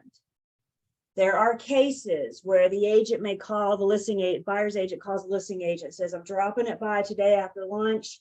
Just leave me the signed acknowledgement of receipt at the front desk. Once you sign acknowledging receipt, you've signed acknowledge that it's in your hand. Guys, there have been cases where the due diligence fee goes missing. It just disappears. And when they try to source it, when they try to track it down, they see that the agent signed for it. They go to the listing agent and they say, where is it? And the listing agent says, well, I never got it. They said they were going to drop it off. Once you sign that you've gotten it, guess who's responsible for it? Yeah, you. So make sure it is in your hand before you sign acknowledging receipt. Now that the listing agent has it, now they're going to deliver it to the seller, in which case the sellers are going to acknowledge receipt. We need to know that the appropriate parties have received it. And then our escrow agent is going to sign acknowledging receipt of any earnest money, may that be initial or additional. So when this money changes hands, we need to acknowledge, so keep everybody accountable.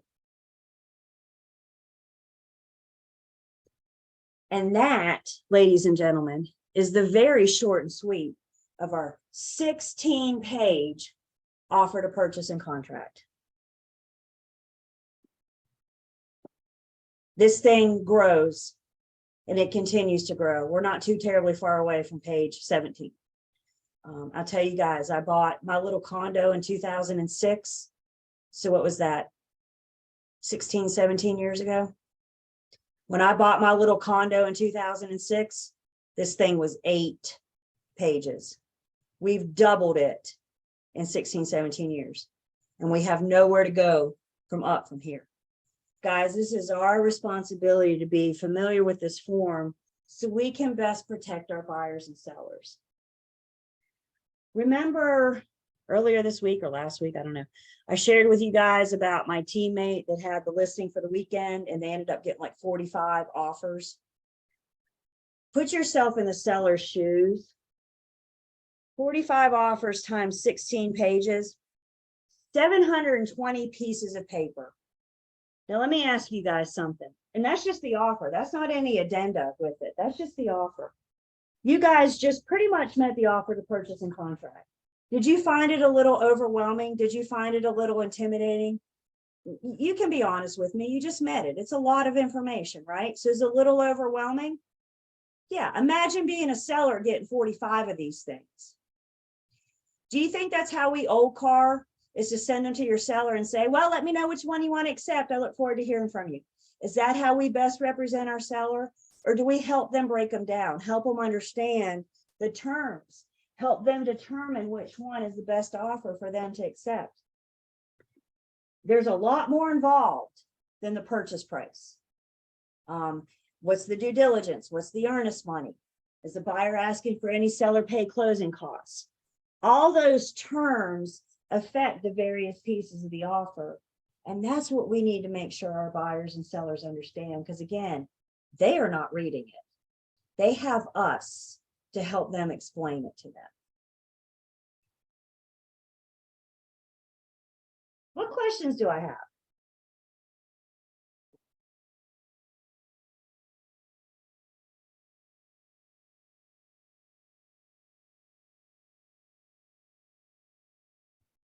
Or comments? Well, I apologize, but where did you say this was in the Unlearn system? Perfect. So we're in the Campbell folder. Yeah.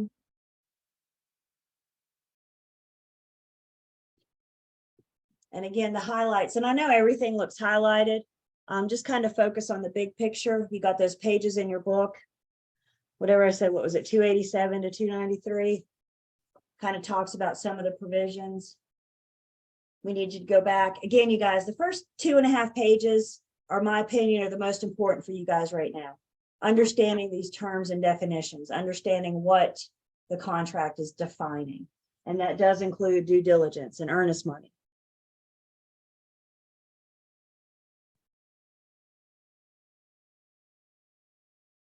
What else? Concerns, comments?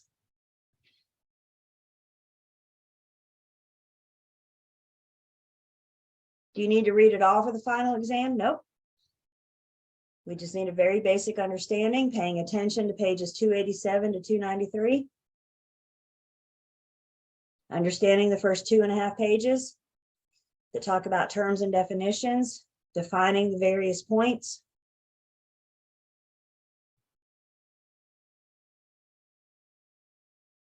Listing agreement, buyer's agency agreement, and offer to purchase and contract. We're introducing you to 3 forms now. We'll get you the rest in post. A lot more forms in post licensing. Like I said, we're going to talk about some addenda next week, but we don't have to look at the forms. We just need to talk about the addenda and make sure we have an understanding of how they work. Julie, I have another question. Sorry. Please. No. So if somebody is getting financing and you want to make the offer contingent on that, there's nowhere in the offer to purchase to write that out, Correct. and putting the loan terms in there is not enough. You have to get an additional something to go along with it. Because the loan terms doesn't create a contingency. So if we are going to make the loan a contingent, and I don't have an addenda for that. So if the parties do agree on a contingency, we got to get an attorney to draft something up. Okay.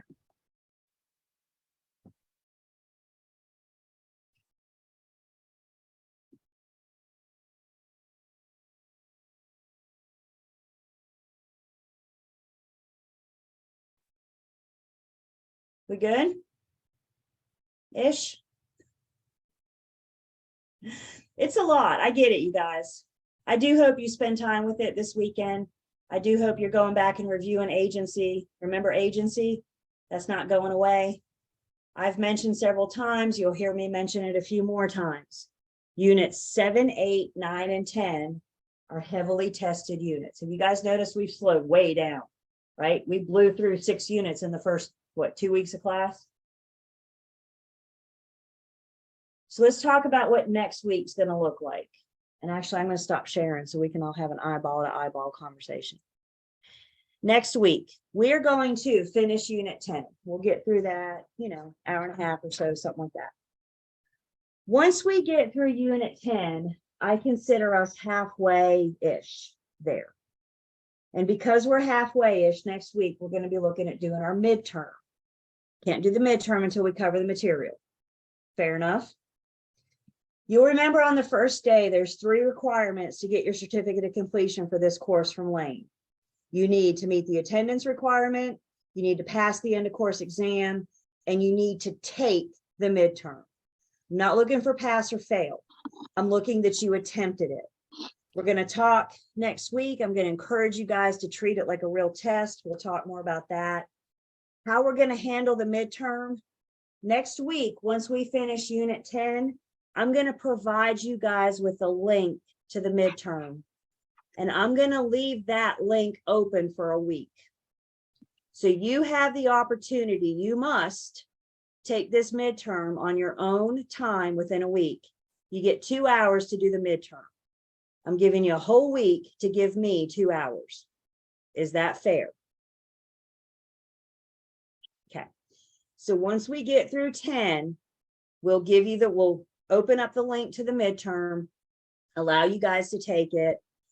The benefit of the midterm, the important thing about it is for you to kind of gauge yourself, how you're doing so far. We're halfway through-ish there.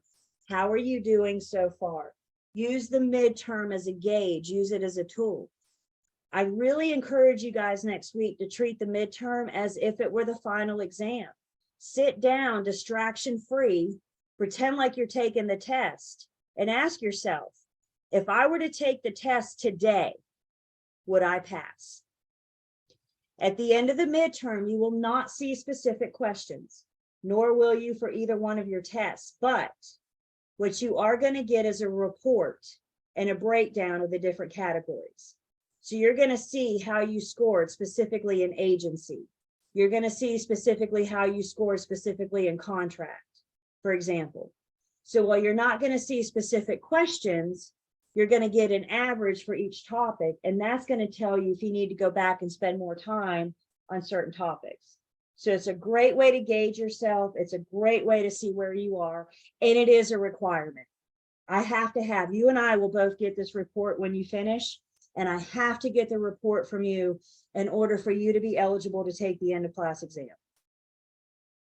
So that'll come next week. The other thing we need to do next week when we finish Unit 10 is we're going to talk about the process for you getting your license. It's been kind of early to talk about it now. I know some of you are more raring to go than others, so some of you may want to start the application process. So we're going to have a conversation about that. You can start now, you can wait until you pass this class, makes no difference to me, but we'll talk about those specifics and how you can access that information. After that, guys, we keep going. Please, please don't bail on me now.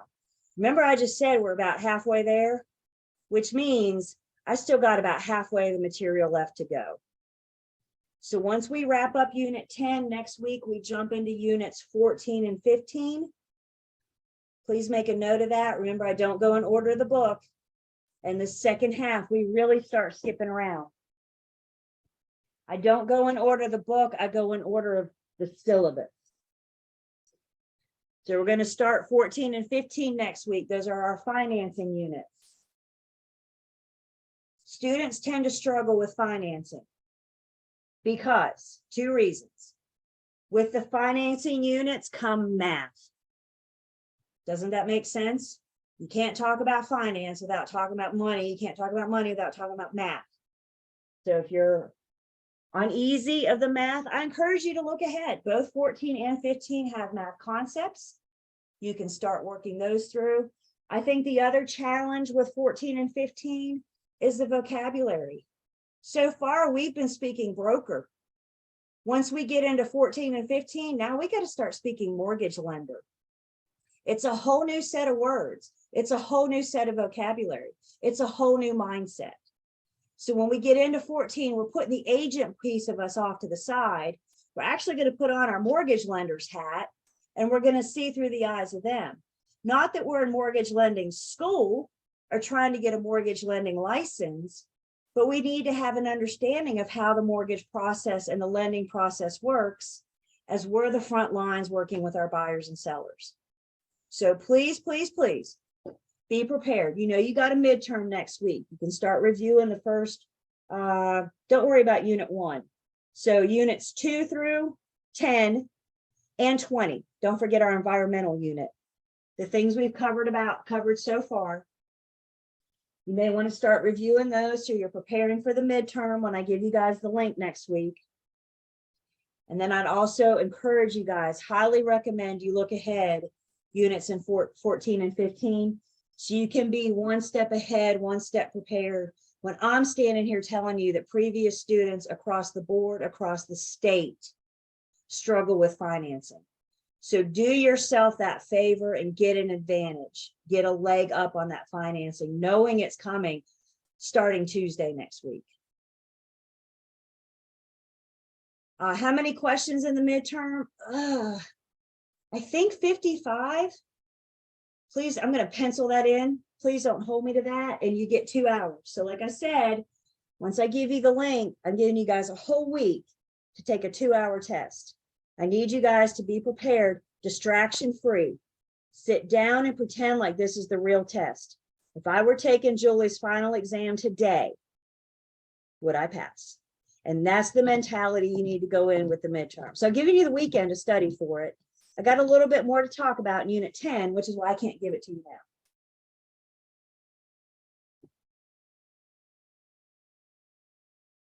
What do we think? Questions, comments, concerns? Good question. Can I take the midterm multiple times? No, it's a one-time link. It's a one-time link. Thank you. By the way, that email you guys got from Lane with the Zoom link, if you want to know the platform that the midterm is going to be delivered, we have a little tutorial. It's going to be in a program called ClassMarker. So when you look in that email from Lane, you have a little section here on the ClassMarker, and Jane has done a little ClassMarker tutorial. So before the midterm, you can watch this tutorial and kind of see what ClassMarker looks like, give you an idea of what to expect. The other benefit of the midterm, your final exam is also going to be delivered in ClassMarker. So by doing the midterm, it works the kinks. It gives you exposure to that ClassMarker, so you don't have that, what is this on test day? We've already done the midterm and we know what ClassMarker looks like. So as we're preparing for the midterm this weekend, please review that tutorial. Again, this is in the email from Lane that you use to access class every day.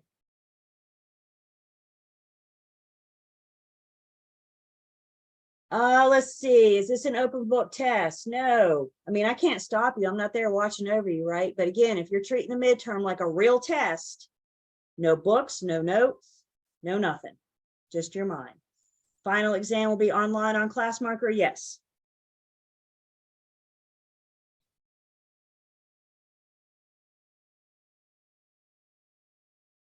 What else? This is our checkpoint, you guys. That's what the midterm is. It's our checkpoint. And we keep going. Somebody's asking when the final exam is. It's the last day of class, which is, yes, March 9th. That's what we do on our last day together. Take a test. It says 9 to 1. You get 4 hours.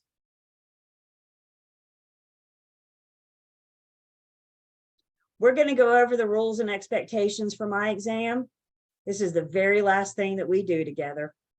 So the very last thing we do is go over the rules and expectations. So we're all clear and they're all fresh. If I do it now, everybody's going to forget and I'm going to have to do it again. So the very last thing we do together is go over the rules and expectations for my exam. Warm up to it. Watch the ClassMarker tutorial. Obviously, you have to do the midterm. Well, I mean, you don't have to. I can't make you, can I? Failure to do the midterm means you're not eligible for the end of class exam. Does everybody hear me? If you don't attempt the midterm, you're not eligible for the end of class exam.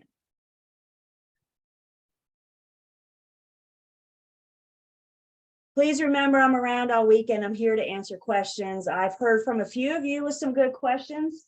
For the rest of you, please feel free to reach out to me. Screenshots help me. If you're stuck on a problem on the online or whatever, take a screenshot and send it to me. If you're stuck in a problem in your book, take a picture and send it to me. I have my license, so I don't have to tote my pre-licensing book around with me everywhere I go. That's one benefit of passing this class. You can leave that book off to the side. So if you guys email me a question about the book and I'm not sitting in front of the book, you're gonna have to wait till I get home. Or if you send me a picture of it, I can get back to you much sooner. But if I'm out of this house, I do not have my book with me. I have my license. That's a benefit. It's a perk. That's what I got. I hope you guys have a great weekend. Stay dry this weekend. Stay warm too. Let me know if I can help in any way. I'll see you guys first thing Tuesday morning. Thank you.